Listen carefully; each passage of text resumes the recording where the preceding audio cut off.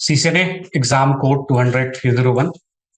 अगर आपको exam for example attempt करना है तो आपको जो एग्जाम बुक करना है वो है आपका एग्जाम कोड 200-301। पहले जैसे मैंने बताया आपको, पहले आपके अलग अलग आपके सीसीएनए होते थे। पहले आपका सीसीएनए राउटिंग एंड स्विचिंग आपका अलग होता था। उसके बाद आपका security, data centre, service provider, voice और वीडियो वगैरह के लिए कोलैबोरेशन, डिजाइन, पहले आपके अलग अलग सीसीएनए होते थे। बाद में इनको कंबाइन करके एक आपका एक सिंगल सीसीएनए बना दिया गया। इसी में आपको सभी चीजों का एक ओवरव्यू मिल जाएगा, राउटिंग एंड स्विचिंग का, सिक्योरिटी का, डेटा सेंटर का, सर्विस प्रोवाइडर का, कोलैबोरेशन का। आपको ब्रीफ में आपको इंफॉर्मेशन मिल जाएगी सभी ट्रैक्स की। और हमारा फोकस अभी भी आपका जो रहेगा वो मोर किस पे रहेगा, आपके राउटिंग एंड स्विचिंग पे। वो हम आगे देखेंगे क्या है क्या नहीं। एग्जाम कोड का पता होना इसलिए जरूरी है क्योंकि आप एग्जाम देने जाओ और आपने किसी अलग कोड को बुक कर दिया तो फिर सीसीएनए की जगह आप सीसीएनपी का एग्जाम देने बैठोगे। तो एग्जाम कोड आपको थोड़ा आइडिया होना चाहिए एग्जाम कोड क्या है। तो CCNA Cisco certified network associate. अब ये कोई CCNA routing and switching, CCNA security, CCNA collaboration वगैरह नहीं है। It is just CCNA. Exam fees $300 plus taxes, तो लगभग आपकी जो है $325 के आसपास आपका ये एग्जाम होगा। ठीक है, अगर आप एग्जाम के लिए अटेम्प्ट करते हो तो $325 का आपका एग्जाम रहेगा, जो कि कितना होगा, लगभग 30,000 के आसपास आपको पे करना पड़ेगा। तो मत करना। मतलब ऑब्वियसली एग्जाम इनिशियली तो नहीं करोगे तुम, जब तक कि देखो सर्टिफिकेशन का अलग ही सीन है। अनलेस कि आपकी कंपनी रिक्वायर करती है कि आपको सर्टिफिकेशन चाहिए, मैं कभी रिकमेंड नहीं करता कि आप कोई सर्टिफिकेशन के लिए जाओ, क्योंकि हो सकता है सीजन करने के बाद भी आपको उतने की ही जॉब मिले जितना बिना सर्टिफिकेशन के, तो इतना कुछ बेनिफिट होगा। तो अनलेस कि आपकी कंपनी एक्सप्लिसिटली रिक्वायर करती है कि आपको सर्टिफिकेशन चाहिए, आप इंटरव्यू तभी दे पाओगे जब आपके पास एक सर्टिफिकेशन होगा, तब अलग बात है। ऐसी कई सारी कंपनी है जो आपकी सीसीएनए सर्टिफिकेशन को, ग्लोबल सर्टिफिकेशन को एक फिल्टरिंग मैकेनिज्म की तरह यूज करती है कि अगर आपके पास ग्लोबल सर्टिफिकेशन है तो ही आप इंटरव्यू दे पाओ, अदरवाइज आप इंटरव्यू नहीं दे पाओ। बट 100 में से ऐसी आपकी 10-20 कंपनीज होंगी। तो अगर आपकी कंपनी रिक्वायर करती है एग्जाम की तो ही आप एग्जाम बुक करो। आपका जो एग्जाम होता है इसमें ये मल्टीपल चॉइस क्वेश्चंस आते हैं, ये आपका एमसीक्यू रहता है, ड्रैग एंड ड्रॉप रहता है। एकदम आखिरी में लास्ट तक जाते आते हम एक बार देखेंगे कि एग्जाम में किस तरह के क्वेश्चन आते हैं। तो ओवरऑल जो हमारा सीसीएनए का जो कंटेंट है वो आपके इतने चीजों को मिला के आपका रहेगा: network fundamentals, access, connectivity, then security, automation programming, उसके बाद कुछ आर्टिफिशियल इंटेलिजेंस, फिर उसके बाद आपका क्लाउड, फिर कुछ मशीन लर्निंग। इतना सब मिला के आपका जो पूरा आपका सीसीएनए का कंटेंट है वो आपको देखने को मिलेगा। तो मतलब अगेन ओवरव्यू ओवरव्यू सभी चीजों का, और इन डिटेल में हमें केवल फोकस करना रहेगा राउटिंग और स्विचिंग पे।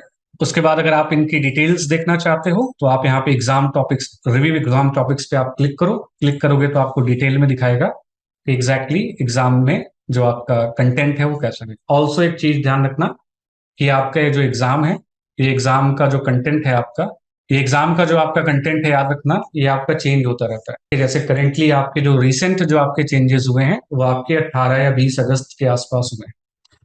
तो 2018 या 20 अगस्त को आपका एग्जाम सीसीएनए का अपडेट हुआ है। तो दैट इज नाउ 1.1 एग्जाम, मतलब सीसीएनए 200-301 एग्जाम वर्जन आपका 1.1। पहले क्या था, ये 1.0 था। अभी रिसेंटली, बहुत रिसेंटली आपके अगस्त में ही, आई गेस मिड में या उस टाइम पे, एंडिंग टाइम पे आपका ये चेंज हुआ है। तो क्या है, लेस देन आपके 10%, 20% का इसमें चेंज है। तो आप ये भी देखते रहो कि जब आप एग्जाम वगैरह, फॉर एग्जाम्पल अगर आप एग्जाम के लिए जाते हो तो आप ये भी देखते रहो कि आपके कौन सा एग्जाम पूछा जा रहा है। ठीक है, ऐसा नहीं कि आपने पुराना कंटेंट कवर किया और आपने नए एग्जाम पे अटेम्प्ट कर दिया। ठीक है, वो भी आपको देखना पड़ेगा। तो इस एग्जाम में लेस देन 10% आपके चेंजेस हैं। तो जो आपने पीछे पढ़ा होगा वो सारा ओके है, बट आपको 10% कुछ नया जरूर पढ़ने को मिलेगा। हम यही कवर करेंगे। We will focus on exam 1.1 जो हमारा करंट एग्जाम है। अब अगले 3 सालों तक के लिए ये चेंज होना इसमें मुश्किल है। मतलब सिस्को हर 3-3 साल में चेंजेस करती रहती है। इन एवरी 3 इयर्स आपके कुछ ना कुछ चेंजेस आपके एग्जाम्स में एक्सपेक्टेड रहते हैं। ये मानते हुए कि आपकी टेक्नोलॉजी अपडेट होती रहती है, कुछ ना कुछ नया आएगा, कुछ ना कुछ पुराना चला जाएगा, कुछ ना कुछ टेक्नोलॉजी आपकी किसी काम की नहीं रहेगी, कुछ ना कुछ नई टेक्नोलॉजी, जैसे एआई है, आर्टिफिशियल इंटेलिजेंस का नाम अभी हमने रिसेंटली सुनना शुरू किया। पहले के टाइम पे इतना नहीं होता था। तो जैसे एआई, अब आप पढ़ना चाहो ना पढ़ना चाहो, पढ़ना पड़ेगा। एग्जाम देना है तो ये सिस्को की स्ट्रेटजी है कि हर 3 साल में कंटेंट आपका चेंज होता है। माइनर माइनर चेंजेस होते रहते हैं छोटे छोटे, और फिर बड़ा चेंज आता है सीधा 3 साल के बाद। इसीलिए आपका एग्जाम भी केवल 3 साल के लिए ही वैलिड है। मतलब अगर आप एक बार सर्टिफाइड हो गए तो दैट सर्टिफिकेशन इज नॉट कि भाई जिंदगी भर के लिए हो गया। वो सर्टिफिकेशन भी आपका केवल 3 साल के लिए वैलिड है। 3 साल के बाद आपको दोबारा से एग्जाम देना पड़ेगा। ठीक है, उन 3 सालों में जो भी आपके चेंजेस हुए हैं आपको पढ़ने पड़ेंगे और आपको दोबारा से एग्जाम अटेम्प्ट करना पड़ेगा। तो सर्टिफिकेशन भी आपका परमानेंट वैलिड नहीं होता है। आपने एग्जाम दिया, आप क्लियर हो गए, आप सीसीएनए सर्टिफाइड हो गए, that validity is only for 3 years. 3 साल के बाद दोबारा अटेम्प्ट हो, अदरवाइज आपका सर्टिफिकेशन मतलब कैंसिल। कैंसिल मतलब आपका किसी काम से नहीं। तो अगेन फिर वही बात है घूम फिर के, अनलेस की आपकी रिक्वायरमेंट ना हो आप एग्जाम के लिए अटेम्प्ट मत करना। तो डिटेल में आपके पास अगर आपको कंटेंट देखना है तो ये रहेगा। सीसीएनए का एग्जाम 120 मिनट्स का एग्जाम होता है। Network fundamentals, network access, IP connectivity, IP services, security fundamentals, automation and programming. Total आपके 6 मॉड्यूल्स में आपका एग्जाम आपका कवर किया जाएगा। और अब डिटेल अब धीरे धीरे हम देखते रहेंगे। तो ये है आपका फर्स्ट मॉड्यूल, फिर उसके बाद सेकेंड मॉड्यूल। ये 20% का वेटेज, 20%, 25%, 10%, 15%, मतलब एग्जाम में किस तरह से क्वेश्चंस आपके पूछे जाते हैं वो आपको यहाँ पे दिख जाएंगे। तो 20% आपको एग्जाम में क्वेश्चंस पूछे जाएंगे फंडामेंटल से, 20% पूछे जाएंगे एक्सेस से, मतलब ऐसे करके इन्होंने वेटेज डिफाइन करा। और इस पूरे कंटेंट में जो आपका डिटेल में रहेगा वो आप नोटिस करोगे, आप आगे भी देखोगे, राउटिंग एंड स्विचिंग वाला ही केवल क्या रहेगा आपका पूरा डिटेल में रहेगा। बाकी तो सब चीजों का ओवरव्यू है, सिक्योरिटी का ओवरव्यू है, आपके सर्विस प्रोवाइडर का ओवरव्यू है, डेटा सेंटर का एक बेसिक ओवरव्यू है, ऑटोमेशन प्रोग्रामिंग का एक ओवरव्यू है, आपको आर्टिफिशियल इंटेलिजेंस एआई वगैरह का थोड़ा ओवरव्यू ओवरव्यू है। मतलब ओवरव्यू का मतलब क्या है, लैब्स वगैरह नहीं है, मेजरली क्या है आपका थियोरेटिकल टॉपिक। आखिरी के 15-20 दिन तो इतने बोरिंग होंगे, मतलब आखिरी के 15-20 दिन तो केवल थियरी चल रही है। ठीक है, मतलब लास्ट के 15-20 डेज में प्योर थियरी रहेगा, वो अभी हम देखेंगे। तो पूरा 100% का जो कंटेंट है वो आपके इस तरीके से टोटल 6 पार्ट्स में आपका डिवाइडेड रहेगा। एक एक करके हम इसको आगे देखते रहेंगे। बाकी इन्होंने कुछ बता रखा है कि एग्जाम कब अपडेट होता है, क्या है क्या नहीं, वो आप इसको रीड कर सकते हो। 19 अगस्त को आपका जो चेंजेस थे वो हो गए थे, मतलब 19 अगस्त से आपका 20 अगस्त से बेसिकली आपका नया एग्जाम लाइव हो गया था। तो अब आप पुराने एग्जाम 1.0 में लैब मतलब एग्जाम अटेम्प्ट नहीं कर सकते। तो ये 6 आपके पास मॉड्यूल्स में आपको कंटेंट कवर करना है, और ये 6 मॉड्यूल में कंटेंट को कवर करने के लिए आपके पास 2 बुक्स हैं। ठीक है, 2 बुक्स में आपको ये सीसीएनए वॉल्यूम 1, सीसीएनए वॉल्यूम 1 में कुछ कंटेंट है, एंड देन वॉल्यूम 2 में कुछ कंटेंट। ठीक है, तो 800,000 पेज की एक बुक है और 800,000 पेज की एक बुक, बहुत ज्यादा कंटेंट है। ठीक है, तो इट्स नॉट लाइक कि आपको दोनों बुक से एकदम गो थ्रू होना है। जितना आपको क्लास में कवर कराया जाए पहले आप वो कवर कर लो, फर्दर अगर आपको कुछ क्लैरिफिकेशन चाहिए तो आप बुक से और रीड आउट कर सकते हो। बट 2 बुक्स में आपका जो कंटेंट है वो पूरा का पूरा आपका कवर किया जाएगा। आगे देख लेंगे। सीसीएनए बेसिकली 200, 301 एक वॉल्यूम 1 करके है, और एक आपकी वॉल्यूम 2 करके है। वॉल्यूम 1 में वही सेम राउटिंग स्विचिंग, राउटर क्या है, स्विच क्या है, आईपी कैसे देते हो, मतलब वो सारे फंडामेंटल्स। और वर्जन 2 में फिर वायरलेस, सिक्योरिटी, ऑटोमेशन प्रोग्रामिंग, ये सब चीजें इसमें कवर हो जाएंगी। ठीक है, तो 2 वॉल्यूम्स में हमारा जो पूरा कंटेंट है बुक में ये डिस्क्राइब्ड है। इसको कवर करने में हमें 45 से 50 क्लासेस का टाइम लगेगा।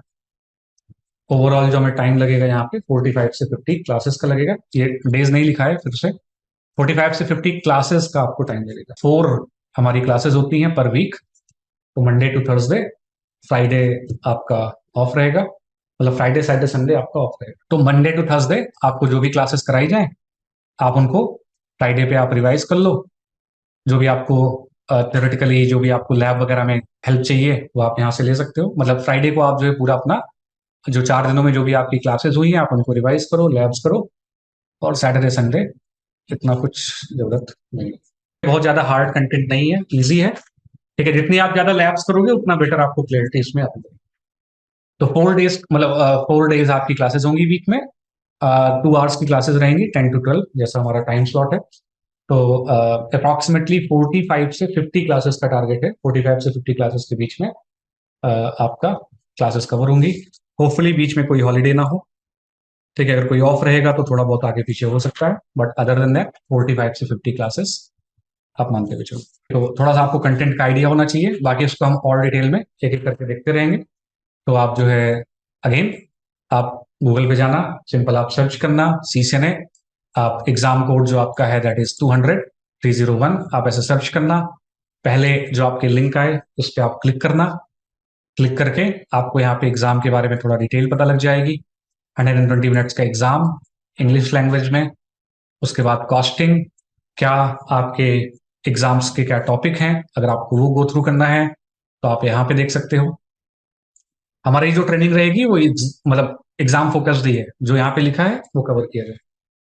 ठीक है, तो ये पूरा आप एक बार गो थ्रू कर लेना, इसको डाउनलोड भी कर लेना। आप जो है इसको आप डाउनलोड करके अपने पास रख लेना, ताकि आपको आइडिया रहे कि क्या टॉपिक्स आपके कवर हो गए और क्या टॉपिक्स आपके अभी कवर होने बाकी हैं। ये PDF है, सीधे आप यहाँ से डाउनलोड कर सकते हैं। इसको कवर करने के लिए आपकी दो बुक्स रहेंगी, CCNA वॉल्यूम 1 वॉल्यूम 2। कवर करने में अप्रॉक्सीमेटली 45 से 50 क्लासेस का टाइम हमें लगेगा, और इसमें आपकी लैब सेशंस और आपका जो थियरी सेशन है वो सारा इन्वॉल्व रहेगा। तो जब हमारी लैब होगी तो आधे टाइम हम लैब थियरी कर लेंगे, उसके बाद आधे टाइम पे फिर मतलब जैसे 2 घंटे की क्लासेस हैं तो 1 घंटा थियरी कवर कर लेंगे और फिर 1 घंटे लैब। ठीक है, वैसे बाकी फिर आप फ्राइडे आओ, क्लासेस के बाद रुको, क्लासेस के पहले आओ, लैब में टाइम स्पेंड करो। ठीक है, जितना आप हैंड्स ऑन करोगे उतना बेटर। मैं स्टार्टिंग के कुछ क्लासेस आपको लैब करा के दिखा दूंगा, उसके बाद फिर आपकी रिस्पॉन्सिबिलिटी है कि आप रेगुलर बेसिस पे लैब करो। घर पे प्रैक्टिस करना है अगर आपको फॉर एग्जांपल, तो उसके लिए हमारे पास सॉफ्टवेयर्स हैं, तो सॉफ्टवेयर्स पे भी आप प्रैक्टिस कर सकते हो।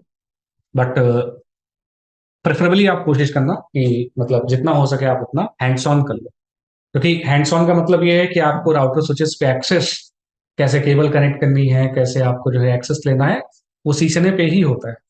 जब आप फर्दर CCNP या जब आप आगे CCI के ट्रैक पे जाते हो तो आपको फिजिकल डिवाइसेस देखने को नहीं मिलती। ये सारा आपको कैसे करना पड़ता है, रिमोट से करना पड़ता है। रिमोट एक्सेस लो और रिमोट एक्सेस लेके आप कॉन्फ़िगरेशन करो।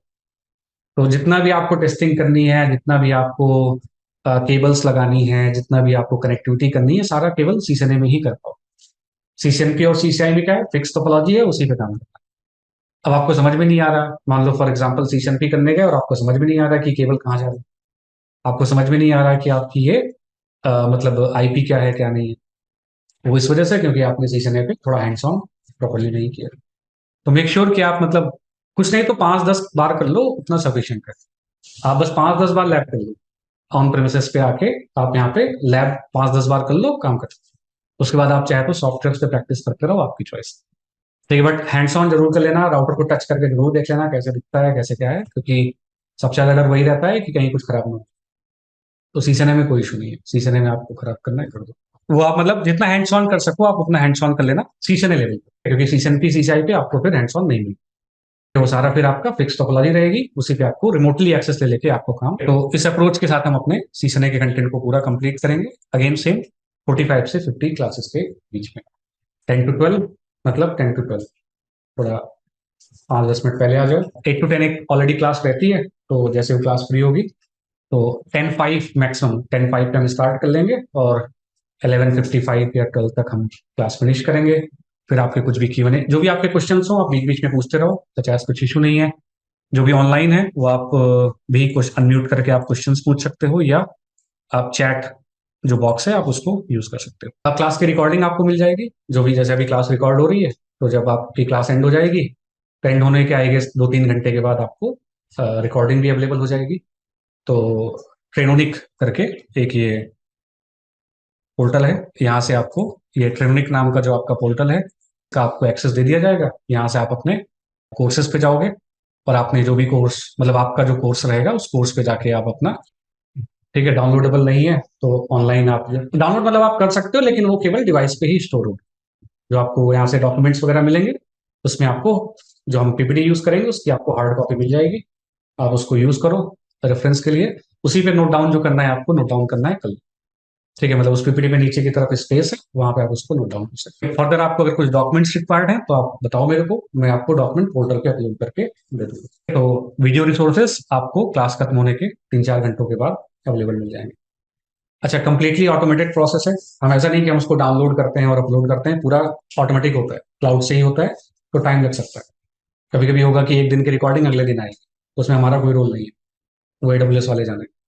हमने क्लास खत्म कर ली, वो क्लाउड पे जाती है, प्रोसेस होती है, खुद ही ऐड होती है। तो थोड़ा अगर टाइम लगता है तो जो भी आपके अकाउंट हैंडलर हैं, मतलब जिनसे आपका डिस्कशन होता रहता है, ठीक है, जैसे ध्रुव है या पूजा है या जो भी है, आप उनसे एक बार डिस्कस करो कि रिकॉर्डिंग विजिबल नहीं हो रही है, पोर्टल नहीं खुल रहा है, वो सब आपका आपको हैंडल करके देंगे। तो 3-4 आवर्स का टाइम आप दो रिकॉर्डिंग के लिए। उसके बाद भी नहीं आती तो थोड़ा एक बार आप अपने लैब हैंड जो आपका अकाउंट हैंडलर है आप उनसे डिस्कस कर लो, तो आपको ब्रीफ कर देंगे कि क्या सीन चल रहा है। हमारा जो फोकस रहेगा वो केवल मेन कंटेंट कवर करने में, मतलब आप मेरे से रिकॉर्डिंग नहीं मांगोगे। अगेन एग्जाम के फोकस, एग्जाम आपको नहीं देना है फिलहाल, एग्जाम का डिस्कशन हम आगे करते रहेंगे। जस्ट बिकॉज की $350 का एग्जाम है, इट्स नॉट लाइक कि वो इजी होगा, इजी नहीं है। और एक बार की पेमेंट में एक ही अटेम्प्ट मिलता है, तो ऐसा नहीं कि एक बार पेमेंट करी, मान लो क्लियर नहीं हुआ तो दोबारा अटेम्प्ट कर सकते हो, ऐसा नहीं है, दोबारा से आपको पूरी पेमेंट करनी पड़ेगी। तो ये एग्जाम का डिस्कशन हम आगे धीरे धीरे करते हैं। अच्छा, सीसीएनए करने के बाद आपको एक आइडिया लग जाएगा कि ओवरऑल आपके नेटवर्किंग में क्या होता है। कोई प्रोग्रामिंग नहीं है बाय द वे, कोई प्रोग्रामिंग, कोई स्क्रिप्ट नहीं याद करनी है आपको, या कुछ आपको पाइथन और ये वो कुछ नहीं करना। ठीक है, कुछ फिक्स कमांड्स हैं, कुछ फिक्स आपकी सेट ऑफ कमांड्स हैं, वो याद कर लो, 40-50 कमांड, और सीसीएनए करना। मतलब कुछ फिक्स अमाउंट ऑफ कमांड्स, केवल कुछ कमांड्स। ठीक है, उन कमांड्स को कहाँ चलाना है बस आपको वो आना चाहिए, दैट इज सीसीएनए। कुछ फिक्स अमाउंट ऑफ कमांड्स हैं जो हम अपने सीसीएनए के कंटेंट में रन कराते हैं, आपको कौन सी कमांड कहाँ चलानी है बस इतना आना चाहिए। So we don't have like any script और पाइथन और ये सब, हमें वो सब आप जब कभी डेवनेट वगैरह पढ़ना है, जो सिस्को का एक अलग ट्रैक है, वहां पे आप देखें। तो हमारे कंटेंट में कोई आपका स्क्रिप्टिंग वगैरह का कोई काम नहीं रहेगा, स्क्रिप्टिंग का कोई टूल या कोई हम कॉन्सेप्ट डिस्कस नहीं करेंगे। ओवरव्यू रहेगा, बट हम कोई प्रोग्राम नहीं बनाएंगे कि कोई पाइथन में कोई प्रोग्राम बना के एग्जीक्यूट करे, ऐसा हम कुछ नहीं करें। सो इट्स जस्ट कमांड, कुछ कमांड्स हैं जो कमांड्स आपको जो है मेमोराइज करनी है, और मेमोराइज हो जाएंगी क्योंकि आप फ्रीक्वेंटली यूज करते रहोगे उन कमांड्स, मेमोराइज अपने आप हो जाएंगी, आपको ऐसा कुछ बहुत टाइम नहीं लगेगा। बस आपको कौन सी कमांड कहाँ चलानी है ये आपको पता होना चाहिए। Hardly 30-40 commands, hardly. तो एक जगह नोट कर लो, सुबह उठो, थोड़ा बहुत आप रिवाइज करोगे, वो चीजें क्लियर होगी। जब आप लैब करोगे, कमांड्स क्योंकि रिपीट होती है, same commands again and again and again, तो याद हो ही जाना है। ऐसे सीजनपी में जाओगे तो 15-20 कमांड और मिल जाएंगी, सीसीआई में जाओगे तो थोड़ी 15-20 कमांड्स और मिल जाएंगी। किसी को पूरी कमांड्स नहीं याद, मुझे भी नहीं याद। तो ऐसा नहीं कि आपको सारी कमांड्स का पता होना चाहिए, आपको उतनी कमांड्स का पता होना चाहिए जितना आपके काम है, वो हम डिस्कस कर लेंगे। मतलब इट्स नॉट एक्सपेक्टेड कि भाई आपको, आप इंटरव्यू देने जाओ और आपसे वो क्या पूछे, अच्छा इस कमांड का मतलब बताओ, क्यों, ऐसा आइडियल नहीं होता। पूछ लेगा तो बताना पड़ेगा, फिर अब इंटरव्यू से बहस थोड़ी ना करोगे, पूछेगा तो बताओगे फिर, और क्या। बट खैर, दिस इज द अप्रोच जो हम लेंगे अपने कंटेंट को कवर करने में। तो 10 to 12 क्लास रहेंगी। मोबाइल फोन्स वगैरह साइलेंट कर लेना, वो पीछे ऊपर कैमरा लगा हुआ है, किसी को फोन ऑन चलाते हुए देख लिया तो फिर देख लेना। ठीक है, तो फोन ऑन साइलेंट कर लेना, बीच में 5 मिनट का ब्रेक लेंगे, उसमें चला लेना। ठीक है, बीच में 5 मिनट्स का ब्रेक लेंगे, जब क्लास थोड़ी 1 घंटे की क्लास हो जाएगी तो बीच में 5 मिनट का शॉर्ट ब्रेक लेंगे, एंड देन हम रिज्यूम करेंगे। एक सर्टेन लेवल तक हमें डिटेल में कवर करना है, उसके बाद फिर केवल ओवरव्यू ओवरव्यू वाला पॉइंट ही चलता रहेगा। तो सो फार ये चीजें थी जो हमें डिस्कस करनी थी। अगर कुछ क्वेरीज हैं तो आप एक बार पूछो। सो फार इसमें अभी कोई टेक्निकल डिस्कशन हमने नहीं किया, बस ये था कि हम क्या कंटेंट कवर करेंगे, कैसे कवर करेंगे, कितना टाइम लगेगा। लैब्स के लिए आप हार्डवेयर पे भी प्रैक्टिस करोगे, और हमारे पास सॉफ्टवेयर भी है, उसका इंट्रोडक्शन आपको आगे थोड़ा दिया जाएगा। सॉफ्टवेयर एक है सिस्को का, एक सॉफ्टवेयर आता है सिस्को का ही है, सिस्को पैकेट ट्रेसर करके, सिस्को पैकेट ट्रेसर करके आपका एक सॉफ्टवेयर है जिसमें आप अपना सीसीएनए लेवल की लगभग सब चीजों की प्रैक्टिस कर सकते हो। सीसीएनए लेवल पे ओके है, फिर जब आप सीसीएनपी या थोड़े बड़े लेवल पे जाओगे तो फिर अदर सॉफ्टवेयर भी आपको देखने को मिल जाएंगे। ठीक है, अदर सॉफ्टवेयर भी आपको देखने को मिल जाएंगे जिनमें आप एक सिमुलेटेड एनवायरनमेंट में आप प्रैक्टिस कर सकते हो। और आइडियली जब आपकी कुछ टेस्टिंग वगैरह करनी होती है ना, तो यहीं पे पैकेट ट्रेसर यूज करके पहले हम अपना नेटवर्क बना लेते हैं, टेस्ट कर लेते हैं, फिर उसको रियल में इंप्लीमेंट करते हैं। रियल प्रोडक्शन, रियल नेटवर्क की अगर हम बात करें तो वहां भी पहले यही होता है, इट्स नॉट लाइक कि तुरंत सीधे मतलब सीधे ही इंप्लीमेंट हो जाएगा। ठीक है, इट्स बेसिकली कि पहले वो आपके सिमुलेटेड एनवायरनमेंट में वो क्या करेंगे, मतलब टेस्टिंग करेंगे, और उसके बाद आपकी वो जो है उसको प्रैक्टिकली इंप्लीमेंट करेंगे। तो ये सारे सॉफ्टवेयर आपके फिर सीसीएनपी या आपके बड़े लेवल पे आपके यूज किए जाएंगे। सीसीएनए लेवल के लिए हमारा पैकेट ट्रेसर सफिशियंट है। लैब में बैठोगे तो पैकेट ट्रेसर ओपन नहीं करना है, लैब में बैठोगे तो रियल पे एक्सेस करो। ठीक है, अगर आप घर पे प्रैक्टिस वगैरह करना चाहते हो तो फिर आप क्या यूज करो, पैकेट ट्रेसर। हम दोनों पे करेंगे। मैं पहले आपको पैकेट ट्रेसर पे दिखाऊंगा, फिर हम उसी को रियल पे करके इम्प्लीमेंट करके देखो। फिर आपकी रिस्पॉन्सिबिलिटी है कि आप भी वैसे ही पहले पैकेट असर पे करो, फिर उसको आप रियल पे इम्प्लीमेंट करो। लैब में हेल्प के लिए लैब एडमिन रहेंगे, अगर आपको कुछ डाउट्स है तो आप उनसे डिस्कशन कर सकते हो। उनसे ना सॉल्व हो तो मैं इधर ही मिलूंगा। वहाँ पे और भी कई सारे कैंडिडेट्स बैठे रहते हैं, सीशन ए जो कर रहे हैं या सीशन पी जो कर रहे हैं, आप उनसे भी डिस्कशन कर सकते हो। कि जो भी आपके स्टूडेंट्स हैं वहाँ पे, आप उनसे डिस्कशन कर सकते हैं। ऐसा नहीं है कि भाई सीशन पी कर रहा है तो मेरे को नहीं बताएगा, ठीक है, ऐसा कुछ नहीं है। तो प्रेफरेबली, अगेन दोबारा से मैं रिपीट कर दूं, प्रेफरेबली आप लैब पे करो जितनी भी प्रैक्टिस करनी है, और अगर आपको घर पे कुछ लैब करनी है तो फिर आप पैकेट रेसर जैसे सॉफ्टवेयर को ओपन करो। जितना हैंड्स ऑन कर लोगे उतना बेटर है सीशन लेवल पे, क्योंकि ऐसी ऐसी दिक्कतें आपको फेस करने को मिलेंगी जो आपको मतलब पैकेट रेसर में नहीं मिलेंगी। पता लगा केबल लगानी थी, केबल ही फॉल्टी है, मतलब केबल में ही मतलब पिंस टूटी हुई हैं, तो पैकेट रेसर में कैसे मतलब करते वक्त जो आपको पैकेट रेसर में नहीं मिलेंगे, जो प्रोडक्शन में मिलेंगे। प्रोडक्शन मतलब रियल नेटवर्क में आपको मिलेंगे। रियल नेटवर्क में केबलिंग का इशू बहुत कॉमन इशू। पता कैसे चलेगा कि केबलिंग का इशू है? पैकेट रेसर में नहीं दिखता, रियल में दिखेगा। तो मेक श्योर कि आप जितना हैंड्स ऑन कर सकते हो, इनिशियली 10-15 दिन करो, उसके बाद नहीं करना मत, कोई दिक्कत नहीं, क्योंकि तब तक आपको आइडिया लग जाएगा कैसे क्या करना है, क्या दिक्कतें आ सकती है। लैब में कुछ नहीं चलता, कुछ इश्यूज हैं, पीसी नहीं चल रहा, राउटर नहीं चल रहा, कुछ ऊपर नीचे है, तो आप एक बार लैब एडमिन को एक बार इन्फॉर्म करो, या आप अपने अकाउंट हैंडलर को इन्फॉर्म करो, वो इन चीजों को मेंटेन करके आपको, ठीक है। तो हम दोनों पे करेंगे, पैकेट असर पे भी करेंगे और अपने जो रियल डिवाइसेस हैं उन पे भी करेंगे। अगेन सो फार कुछ क्वेरीज हैं तो आप पूछो एक बार। स्टार्टिंग में थियरी चलेगा, आई गेस 1 हफ्ते 2 हफ्ते तो थियरी चलेगा, उसके बाद फिर हमारी लैब धीरे धीरे स्टार्ट होंगी। कोशिश करेंगे जितना आपका इंटरेक्टिव हो। अब वो खैर आपकी रिस्पॉन्सिबिलिटी है कि आप कितने क्वेश्चंस पूछते हो, कितना आप उसको इंटरेक्टिव बना के चलते हैं। कुछ डाउट्स हैं तो आप पूछो एक बार, अदरवाइज थोड़ा हम टेक्निकल फिर कंटेंट स्टार्ट करते हैं। ऑनलाइन जो भी है कुछ क्वेरीज वगैरह हैं तो आप पूछ सकते हो अनम्यूट करके। मोबाइल मत चलाना, पहले ही बता रहा हूँ, सबसे पीछे। हेलो सर, हाँ जी। दिस इज प्रतीक्षा। हाँ जी।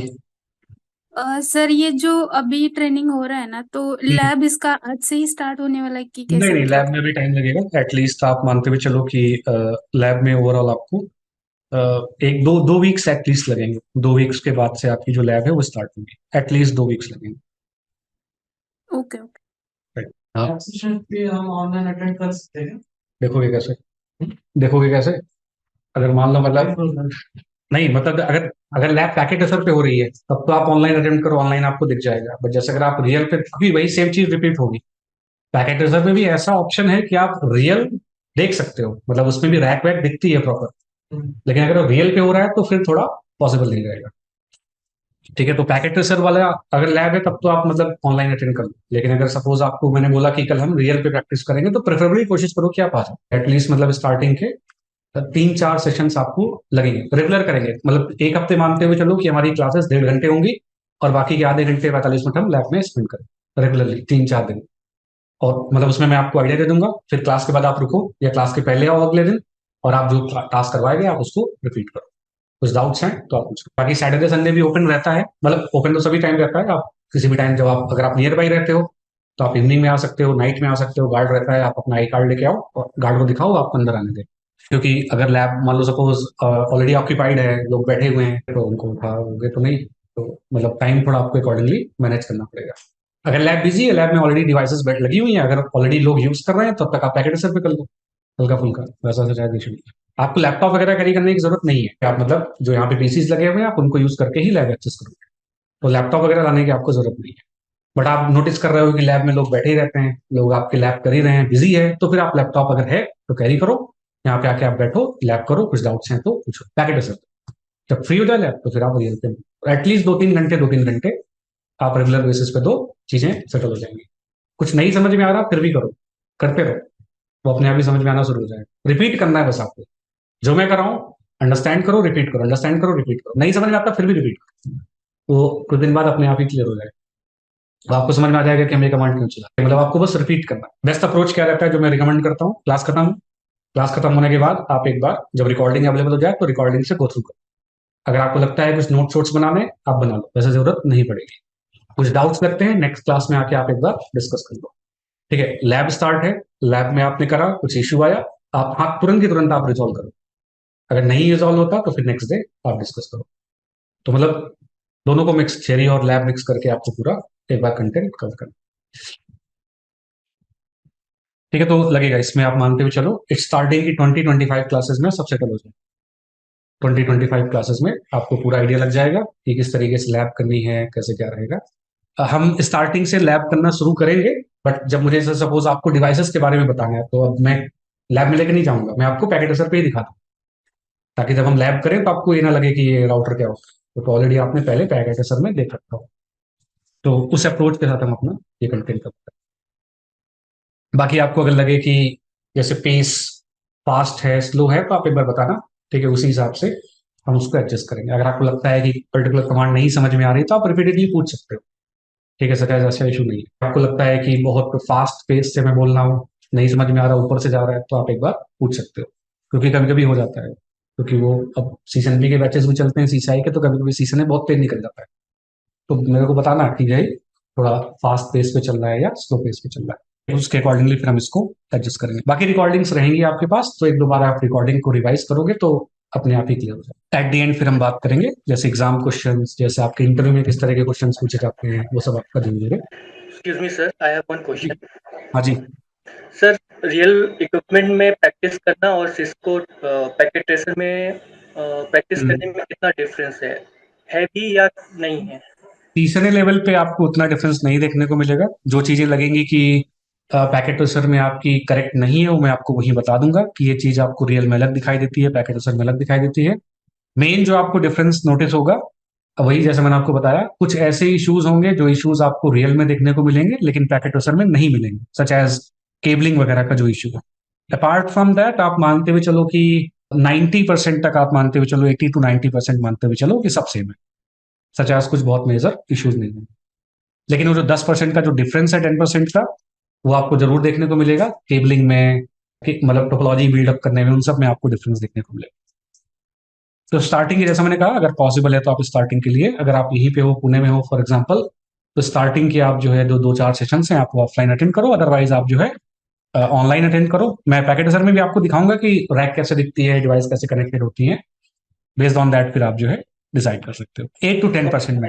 और कोई क्वेश्चन किसी का, कुछ डाउट्स हैं तो पूछो। अब बुक्स गो थ्रू करनी चाहिए आपको, वैसे बुक्स में बहुत डिटेल में कंटेंट, अगर आप सीजन की बुक्स कवर कर लेते हो तो आप बड़े आराम से एक सीजन वाले बंदे को परेशान कर सकते हो, इतना कंटेंट है, मतलब बहुत डिटेल में, ठीक है। बट अगेन बोरिंग है, लैंग्वेज बहुत उसमें हार्ड लिखी है, तो उतना पढ़ने का मन करता नहीं है।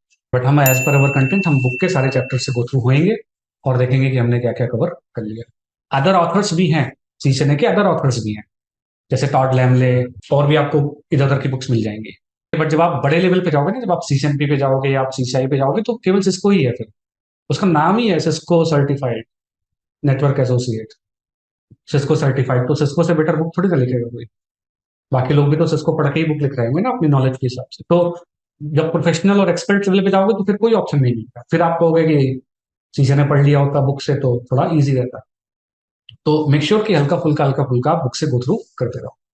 मैं आपको बाद में बताऊंगा कि किस तरीके से आपको बुक रीड करना चाहिए, ठीक है, उसका भी एक हम, अगर आपको लगता है कि हम पूरी बुक नहीं रीड कर सकते तो एक अप्रोच के साथ हम उसको भी कवर कर लेंगे। एग्जाम देना है तो फिर तो कोई ऑप्शन नहीं, एग्जाम देना है तो पढ़ना ही, फिर तो कोई ऑप्शन नहीं। इंटरव्यू देना है, पढ़ना है नहीं पढ़ना वो हम डिस्कस करेंगे, बट अगर आप एग्जाम अटेंड करना चाहते हो तो फिर तो पढ़ना। ये कंटेंट कवर करके एग्जाम नहीं क्लियर होगा, पहले बता रहा हूँ। ये सीजन का कंटेंट जो हम कवर कर रहे हैं ना, इसको पढ़ के एग्जाम नहीं क्लियर होगा। आप सोचो कि ये कंटेंट कवर कर लिया और सीधे एग्जाम पे बैठ, नहीं होगा। उसके लिए आपको बुक्स भी रीड करनी पड़ेगी, उसके लिए आपको डॉक्यूमेंट से गो थ्रू करना पड़ेगा, उसके लिए आपको लैब्स करनी पड़ेंगी। वो जब आप सीखने के क्वेश्चन देखोगे ना, आपको समझ में आ जाएगा कि कितना पढ़ना पड़ेगा। तो मतलब दिस कंटेंट ओनली केवल एग्जाम के सारे टॉपिक्स हम कवर करेंगे, लेकिन फिर भी आपको बुक्स डॉक्यूमेंट्स वगैरह रेफर करनी ही पड़ेंगी। एग्जाम में 3 लैब्स आती हैं, 3 लैब्स आती हैं जो आपको कन्फिगर करनी होती हैं। अब आपने कभी लैब करी ही नहीं पैकेट कर सकते, तो फिर कैसे करोगे। तो एग्जाम का अलग ही सीन है, तो उसको जब तक आप एग्जाम के लिए अटेम्प्ट नहीं करते तब तक आप उसको इग्नोर करो, ठीक है। फिलहाल हमारा फोकस रहेगा कंटेंट कवर करने पे, उसके बाद फिर हम आगे एट दी एंड या बीच में कभी देख लेंगे, जब कुछ टाइम बचेगा तो थोड़ा डिस्कशन कर लेंगे कि एग्जाम में किस तरह के क्वेश्चंस आते हैं या इंटरव्यू में किस तरह के क्वेश्चंस पूछे जाते हैं। तो धीरे धीरे चलता है, ठीक है। सो स्टार्ट करते हैं थोड़ा। तो फर्स्ट पॉइंट जो मैं यहाँ पे डिस्कस करना है, जो फर्स्ट हमारा जो टॉपिक है, वो है आपका इंट्रोडक्शन टू नेटवर्किंग, कि एग्जैक्टली नेटवर्किंग क्या है और नेटवर्किंग में हम क्या करते हैं। देखो, सीसीएनए करने के बाद आपको, जैसा मैंने कहा, आपको आइडिया लगेगा कि आपके रेगुलर एक आईटी इन्वायरमेंट में क्या क्या चीजें, नेटवर्किंग में मतलब आईटी नेटवर्किंग में आपको क्या क्या चीजें रेगुलर बेसिस पे आपको करनी पड़ेगी, उसका आपको एक idea. So first of all, what exactly is a network, and network और नेटवर्किंग में क्या डिफरेंस है, what is a network, what is networking. So what exactly is a network? Network is a group of devices. A group of devices is what we refer to as a network. A fully interconnected group of devices is what we refer to as a network. दो या दो से ज्यादा devices को आपने आपस में connect कर दिया, तो आपने क्या बोल दिया कि ये क्या है, आपका एक network. A network is basically a group of devices.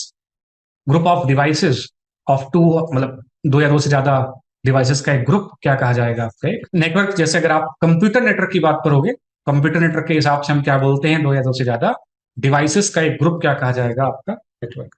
अब जैसे फॉर एग्जांपल आपका एक सोशल नेटवर्क है। सोशल नेटवर्क का मतलब क्या है, जैसे सोशल मीडिया हो गई, फेसबुक हो गया, इंस्टाग्राम हो गया, तो वो भी आपका एक नेटवर्क का ही एग्जाम्पल है, जहां पे आप लोगों से कनेक्ट होते हो और आप कनेक्ट होके मैसेजेस, इंफॉर्मेशन वगैरह आप एक्सचेंज करते हो। तो that is an group of people is what we refer to as a social network. तो network is basically group of devices, group of people.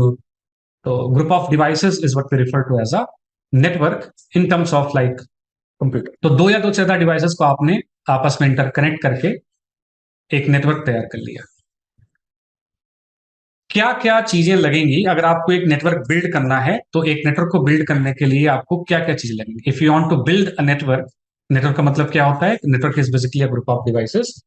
तो अगर आपको एक नेटवर्क बिल्ड करना है, तो एक नेटवर्क को बिल्ड करने के लिए आपको क्या क्या चीजें लगेंगी। मेरे को आप एटलीस्ट 5 चीजें बताओ जिनको यूज करके आप एक नेटवर्क बिल्ड कर सकते हो। ऐसी क्या चीजें हैं जिनको यूज करके आप दो या दो से ज्यादा डिवाइसेस को आपस में क्या कर सकते हो, कनेक्ट कर सकते हो। पहला केबल बताओ। कनेक्टर। हाँ वो ठीक है, वो तो ऑप्शन हो ही जाएगा। रुको रुको, एक एक करके। हाँ शुरू से। केबल्स वगैरह आपने बोला, चलो केबल्स हो गया। केबल्स का मतलब क्या है कि अगर हमें इनको आपस में इंटरकनेक्ट करना है, तो सम सॉर्ट ऑफ हमें क्या लगानी पड़ेगी, इनके बीच में वायर लगा के इनको आपस में कनेक्ट करना पड़ेगा। वायरलेस नहीं हो सकता, ठीक है। तो वायर्ड भी हो सकता है आप कह रहे हो, और आप कह रहे हो कि वायरलेस भी हो सकता है। दोनों तरह का हमारे पास जो है कनेक्टिविटी का ऑप्शन अवेलेबल हो सकता है। तो केबल्स वगैरह ना बोल के हम सीधे क्या बोल देते हैं, मीडिया। कि हमें अगर दो या दो से ज्यादा डिवाइसेस को आपस में कनेक्ट करना है, तो we need some sort of media. अब मीडिया क्या हो सकती है, वायर्ड भी हो सकती है, या आपकी क्या हो सकती है, वायरलेस भी हो सकती है। उससे हमें मतलब फिलहाल नहीं है। हमें क्या चाहिए, अगर इनको आपस में कनेक्ट करना है, तो कुछ मीडियम चाहिए, कुछ तरीका चाहिए, कुछ मीडिया चाहिए, जिसको यूज करके हम इनको आपस में इंटर करें। ठीक है। और devices like router, switches, mugs. Devices, अब अल्टीमेट एम तो वही है ना, डिवाइसेस को कनेक्ट करना, तो डिवाइसेस तो होनी चाहिए ना। दो या दो से ज्यादा डिवाइसेस को आपस में कनेक्ट करके आप नेटवर्क बनाओगे, तो डिवाइसेस अवेलेबल होनी चाहिए। डिवाइसेस में क्या आएगा, जैसे प्रिंटर हो गया, जैसे आपके पीसी हो गए, लैपटॉप हो गया, मोबाइल हो गया। नेटवर्क डिवाइस की अगर हम बात करें, तो राउटर हो गया, स्विच हो गया, फायरवॉल हो गया, वायरलेस डिवाइसेस हो गई फॉर एग्जाम्पल। तो इन जनरल हमने क्या बोल दिया, devices, a group of devices connected with the help of some media. फिर ये लो, ये रही आपकी डिवाइस, ये रही आपकी एक डिवाइस, इनको आपस में आपने मीडिया से कनेक्ट कर दिया। फिर a group of devices interconnected with the help of media. Then मतलब एक नेटवर्क, नेटवर्क के और क्या कंपोनेंट्स आप सोच सकते हो, a group of devices connected with the help of some media in order to exchange some sort of क्या, डेटा, या क्या रहेगा आपका रिसोर्स। नेटवर्क बना के क्या करोगे, कि डिवाइसेस को आपस में इंटरकनेक्ट करके आप एग्जैक्टली क्या करोगे, कुछ ना कुछ डेटा एक्सचेंज करोगे। डेटा कुछ भी हो सकता है, पीडीएफ, ऑडियो, वीडियो, किसी भी तरीके का इंफॉर्मेशन। या हो सकता है आपकी कंपनी में एक प्रिंटर लगा है, और सभी लोग क्या करना चाहते हैं, उसी प्रिंटर से प्रिंटर देना चाहते हैं। तो रिसोर्स का मतलब क्या हो गया, जैसे आपका प्रिंटर वगैरह, नेटवर्क प्रिंटर। जैसे मैं यहाँ से बैठ के आपको कुछ प्रिंट दे सकता हूँ, क्योंकि हमारे नेटवर्क में एक प्रिंटर लगा है जो ओवर द नेटवर्क डेटा को रिसीव कर सकता है। तो रिसोर्स का मतलब हो गया, मतलब रिसोर्स जैसे फॉर एग्जांपल आपका प्रिंटर हो गया, सर्वर्स हो गए, मतलब any kind of resource and data जो हम आपके नेटवर्क के ऊपर से शेयर कर सकते हैं, वो भी आपके नेटवर्क को, नेटवर्क का पार्ट कंसिडर किया जाए। तो a group of devices connected with the help of some media, ताकि हम क्या एक्सचेंज कर सकें, कुछ डेटा या रिसोर्स। देन क्या था, एड्रेस। अगर आप कुछ डेटा सेंड और रिसीव करना चाहते हो, तो कुछ ना कुछ तो एड्रेसेस चाहिए होंगे ना। मतलब आपको सपोज कुछ कुरियर भेजना है किसी को, तो बिना एड्रेस के थोड़ी ना कुरियर पहुंचे। कुरियर पे आपको एड्रेस तो देना पड़ेगा ना, कि क्या, फ्रॉम, एंड देन क्या आपका टू, मतलब सेंडर एंड रिसीवर, एड्रेस चाहिए। एड्रेस मतलब रिक्वायर्ड है, बिना एड्रेस के आपका डेटा आपके दो डिवाइसेस के बीच में एक्सचेंज नहीं हो सकता। रियल वर्ल्ड में भी आपको कुछ डेटा सेंड करना है तो कहीं ना कहीं आपका कोई ना कोई एक सेंडर होगा, कोई ना कोई आपका एक रिसीवर होगा।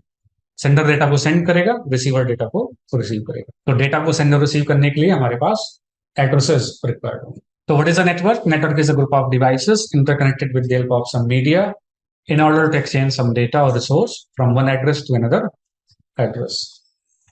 ये तो एक और रह गया, a group of devices interconnected with the help of some media in order to exchange some data such as audio, video, text, image या resource such as printer, server, ये सब चीजें from one address to other address.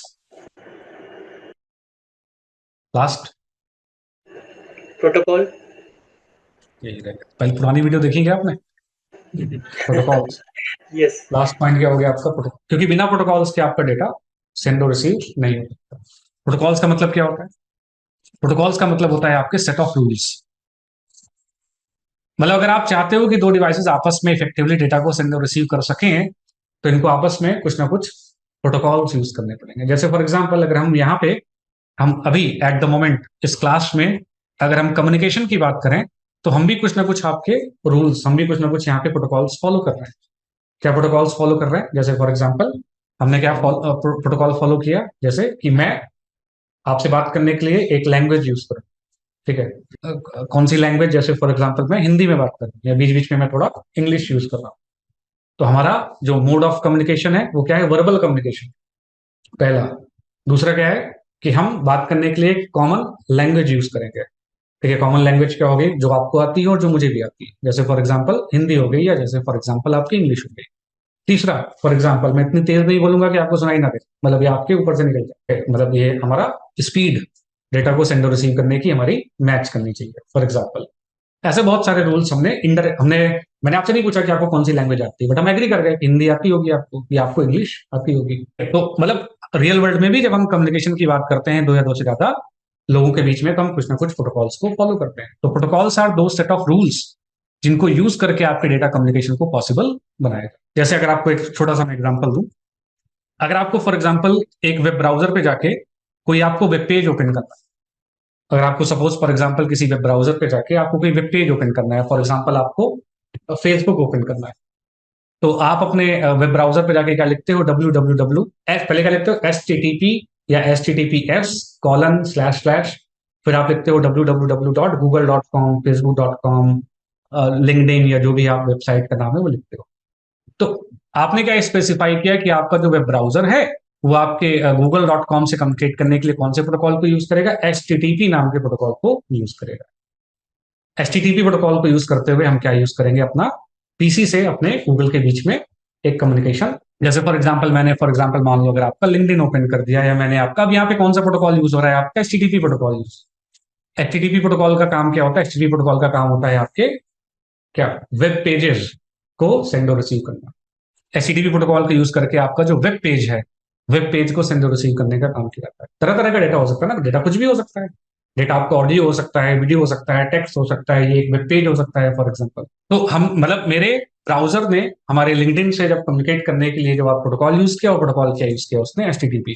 HTTP की जगह पे अगर मैं कुछ और प्रोटोकॉल यूज कर लूँ तो क्या यूज कर लूंगा? बताओ यहाँ पे कुछ और प्रोटोकॉल क्या यूज कर लें? बताओ जो आपको नाम पता हो। DNS यूज कर लेते हैं, कुछ भी यूज कर लो, FTP यूज कर लो, फाइल ट्रांसफर प्रोटोकॉल। इसका काम क्या होता है? दो डिवाइसेस के बीच में फाइल ट्रांसफर, नाम ही उसका फाइल ट्रांसफर प्रोटोकॉल। कहाँ ये मतलब तो नहीं चल रहा है ऐसे। यहाँ पे अगर आप HTTP की जगह पे कोई और प्रोटोकॉल यूज कर लोगे क्या?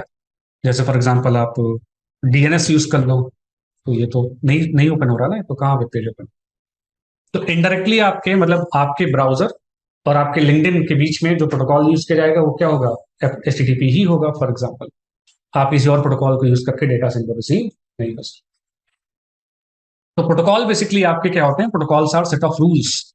Protocols are basically set of rules जिनको यूज करके आपके सेंडर और रिसीवर के बीच में एक इफेक्टिव कम्युनिकेशन परफॉर्म किया जाता है।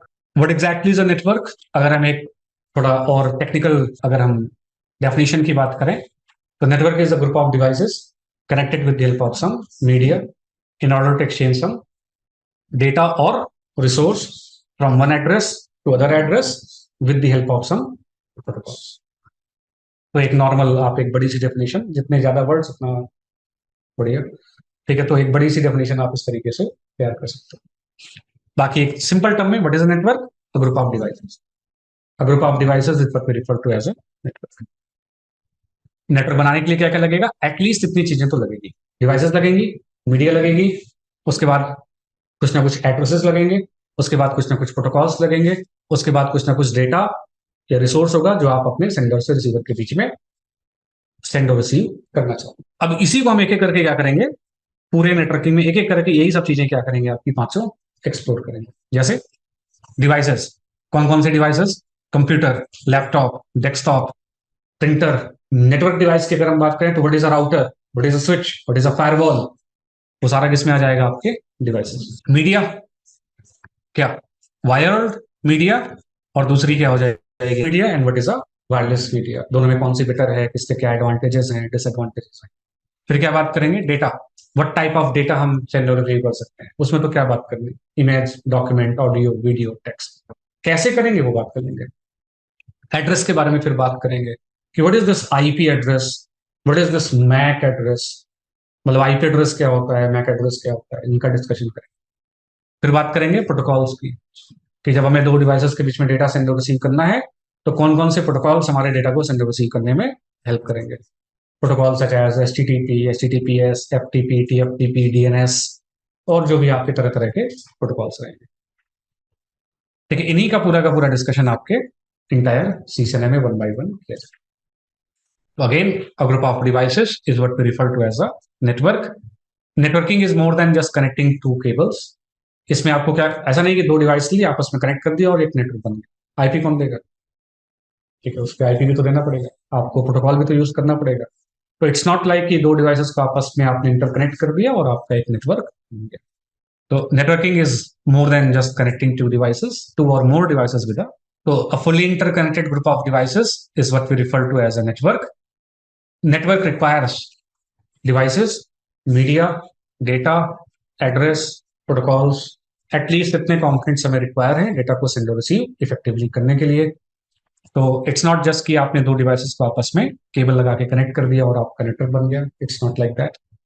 उसके बाद आपको उस पर आईपी देना पड़ेगा, प्रोटोकॉल यूज करने पड़ेंगे, डेटा बताना पड़ेगा कहाँ है, कहाँ से कहाँ भेजना है, एंड एवरीथिंग, तब जाके आपका एक नेटवर्क प्रॉपर। एंड विद, जब एक बार आपका नेटवर्क बन के तैयार हो गया, जब आपका नेटवर्क बन के तैयार हो गया, जब आपने अपना राउटर्स को यूज करके, स्विचेस को यूज करके, पीसीस को यूज करके, लैपटॉप, डेस्कटॉप्स को यूज करके जब आपने अपना नेटवर्क बिल्ड कर लिया, तो फिर आप ओवर द नेटवर्क आप अपना तरह तरह का डेटा सेंड और रिसीव कर सकते हो। जैसे आप नॉर्मल अपना text file, audio, video, image, PDF, ये सब चीजें आप जो है अपना सेंड और रिसीव कर सकते हो। डेटा, डेटा मतलब डेटा में क्या हो सकता है आपका, ऑडियो, डेटा में क्या हो सकता है आपका, इमेज फाइल हो सकती है, पीडीएफ हो सकता है, ठीक है, आपका जो है वीडियो कोई हो सकता है, कोई ऑडियो रिकॉर्डिंग वगैरह, कुछ भी, किसी भी तरह का डेटा आप शेयर। इस पहले के टाइम पे बस यही होता था। पहले के टाइम पे हम नेटवर्क को यूज करके अपना नॉर्मल डेटा ही सेंड और रिसीव कर, पहले के टाइम पे ओवर द नेटवर्क जब हमने दो डिवाइसेस को आपस में इंटरकनेक्ट कर दिया तो ये अपना इमेज फाइल, टेक्स्ट फाइल, यही सब हम शेयर करते थे। बाद में जैसे जैसे चीजें थोड़ी आपकी इवॉल्व होती गई, जैसे जैसे आपका नेटवर्क थोड़ा मतलब डेवलप होता गया, जैसे जैसे आपका नेटवर्क थोड़ा बढ़ता गया, ये डिस्कवर किया गया कि ओवर द नेटवर्क हम अपना डेटा तो सेंड और रिसीव कर ही सकते हैं, ओवर द नेटवर्क हम अपना वॉइस और वीडियो का ट्रैफिक भी हम सेंड और रिसीव कर सकते हैं। मतलब ओवर द नेटवर्क आप अपना क्या, ऑडियो और वीडियो का ट्रैफिक भी आप सेंड और रिसीव कर सकते हो। जो आपकी, जैसे फॉर एग्जांपल ऑडियो कॉल्स और वीडियो कॉल्स जो आपकी होती हैं, जिनके लिए आपको कोई पैसा नहीं पे करना पड़ता। जैसे व्हाट्सएप पे आपने किसी को कॉल कर दिया, ऑडियो कॉल कर दी या वीडियो कॉल कर दी, तो उसका आपको कोई चार्ज थोड़ी लेना है, वो तो आपके डेटा से कट रहा है। ठीक है, तो ये डिस्कवर किया गया कि ओवर द नेटवर्क हम केवल डेटा नहीं, हम अपने ऑडियो और वीडियो का ट्रैफिक भी क्या कर सकते हैं, ऑडियो कॉल कर सकते हैं, वीडियो कॉल भी, ऑडियो का ट्रैफिक और वीडियो का ट्रैफिक भी हम आपके सेंड और रिसीव। तो ओवर द नेटवर्क आपके डिफरेंट टाइप्स का data, modern network can carry different types of data such as audio, such as video, such as आपका normal data, such as text, PDF, images. Normal data तो carry होगा ही होगा, उसके साथ साथ आपके ऑडियो और वीडियो का ट्रैफिक भी शेयर किया जाए। ये बताने का क्या सिग्निफिकेंस है, ये बताने का क्या मतलब आपको, इजंट इट ऑब्वियस? तो नहीं। ये बताने का क्या रीजन है? रीजन ये है कि ये जो डेटा है आपका ओवर द नेटवर्क, जब आप अपने ऑडियो और वीडियो का ट्रैफिक जब आप सेंड करते हो, आपने किसी को कॉल किया, ऑडियो कॉल करी या वीडियो कॉल करी ओवर द नेटवर्क, तो दिस डेटा इज एक्चुअली, अगर आप सोचो इसको ध्यान से, तो ये रियल टाइम ट्रैफिक है, ये रियल टाइम आपका डेटा है, ये आपका सेंसिटिव डेटा है। सेंसिटिव डेटा का मतलब ऐसा नहीं कि मैंने हेलो बोला और वो 2 मिनट के बाद सुनाई दे। मतलब ये डेटा क्या होना चाहिए? प्रायोरिटाइज्ड होना चाहिए। ऐसा ना हो कि आपका कोई आपके कोई डाउनलोड भी कर रहा है, सपोज कोई आपके नेटवर्क में डाउनलोडिंग लगा के बैठा है और उसी नेटवर्क में कोई क्या कर रहा है, ऑडियो और वीडियो कॉल भी कर रहा है, तो क्या होगा? ऑडियो कॉल वीडियो कॉल आपकी प्रॉपर नहीं होगी। आपने नोटिस किया होगा, कई बार लोग कहते हैं कि डाउनलोडिंग बंद करो, स्पीड वो बफर हो रहा है, यूट्यूब ये हो रहा है। तो ये ट्रैफिक जो आपका है, ये आपका एक रियल टाइम डेटा है। रियल टाइम डेटा का मतलब क्या है कि इसको सेंड और रिसीव करने के लिए एक अलग रिक्वायरमेंट्स हैं, और इसको सेंड और रिसीव, ईमेल किया, पहुंचा तो पहुंचा, नहीं शाम तक पहुंच ही जाएगा। वो इतना इंपॉर्टेंट नहीं है जितना आपका, आपने हेलो बोला और शाम को हेलो पहुंचे तो फिर दिक्कत। ठीक है, अब सपोज मतलब आपने किसी को वीडियो कॉल करी, आपने हेलो बोला, वो जा ही रहा है आपके नेटवर्क से। तो पॉइंट ये है कि डिफरेंट टाइप्स ऑफ डेटा है और डिफरेंट रिक्वायरमेंट्स। जैसे हमारा ऑडियो वीडियो ट्रैफिक क्या होना चाहिए हमेशा, क्या सम हाउ प्रायोरिटाइज होना चाहिए, कि अगर हमारे नेटवर्क में कोई फाइल डाउनलोड भी कर रहा है और हमारे नेटवर्क में कोई वॉइस का ट्रैफिक भेज रहा है और हमारे नेटवर्क में कोई वीडियो का ट्रैफिक भी भेज रहा है, तो डाउनलोडिंग के ऊपर हम किसको प्रेफर करें, अपने ऑडियो या वीडियो? मतलब अलग अलग तरीके के डेटा की अलग अलग रिक्वायरमेंट। इसका मतलब ये नहीं है कि ये इंपॉर्टेंट नहीं है, इसका मतलब ये नहीं कि आपका ये जो नॉर्मल डेटा है इंपॉर्टेंट नहीं है, इसका मतलब ये नहीं है। इसका मतलब ये है कि it is more important than the other data. अरे आप ओटीपी भेजा, 10 मिनट के बाद ओटीपी आएगा तो उसका कोई मतलब थोड़ी ना रहेगा, वो तो नॉर्मल डेटा है ना, वो थोड़ी ना ऑडियो वीडियो का। तो ये इट्स नॉट लाइक कि इस डेटा का कोई इंपॉर्टेंस नहीं है, इट्स नॉट लाइक कि कभी भी पहुंचे डेटा, ऐसा नहीं। तो मतलब this data is, since it is real time, ये लाइव डेटा है आपका, ये रियल टाइम डेटा है। और रियल टाइम डेटा आपका, उस पर लेटेंसी, उस पर डिले नहीं होना चाहिए, वो तुरंत आपका पहुंचना चाहिए, ताकि आप हेलो बोलो तो तुरंत सामने हेलो सुनाई दे जाए। डिले कम से कम हो, जितना कम से कम डिले उतना बेटर कम्युनिकेशन। तो वही अलग अलग तरीके के डेटा की अलग अलग क्या होती हैं आपकी रिक्वायरमेंट, जो आपको थ्रू आउट द कंटेंट पढ़ाई जाएगी कि कैसे आप प्रायोरिटाइज करोगे, आप कैसे अपने वॉइस और वीडियो के ट्रैफिक को प्रायोरिटाइज करोगे over the normal data traffic, हम प्रैक्टिकली कवर करेंगे आगे। फिलहाल समझो कि data is not the only thing जो हम आज के टाइम पे सेंड कर सकते हैं। डेटा का मतलब और ये अपना PDF images, it's not the only thing जो हम शेयर कर सकते हैं। नाउ डेज हम ओवर द नेटवर्क अपने ऑडियो और वीडियो का ट्रैफिक भी सेंड और रिसीव कर सकते हैं। वॉइस मतलब अपना वॉइस का ट्रैफिक ओवर नेटवर्क, वॉइस का ट्रैफिक ओवर द नेटवर्क, और वीडियो का ट्रैफिक भी ओवर द नेटवर्क आपका भेजा जा सकता है। ये कहां पढ़ाया जाता था? ये पढ़ाया जाता था आपको कोलैबोरेशन में। सिस्को का एक डेडिकेटेड ट्रैक है ऑडियो और वीडियो के लिए, जिसको हम कहते हैं कोलैबोरेशन, वॉइस ओवर आईपी या वीडियो ओवर आईपी। ठीक है, ये आपको कहां डिटेल में पढ़ने को मिलेगा? कोलैबोरेशन। अगेन हमारे कंटेंट में केवल इसका इंट्रोडक्शन, व्हाट इज दिस, कैसे होता है, उसका इंट्रोडक्शन लेके हम छोड़ देंगे।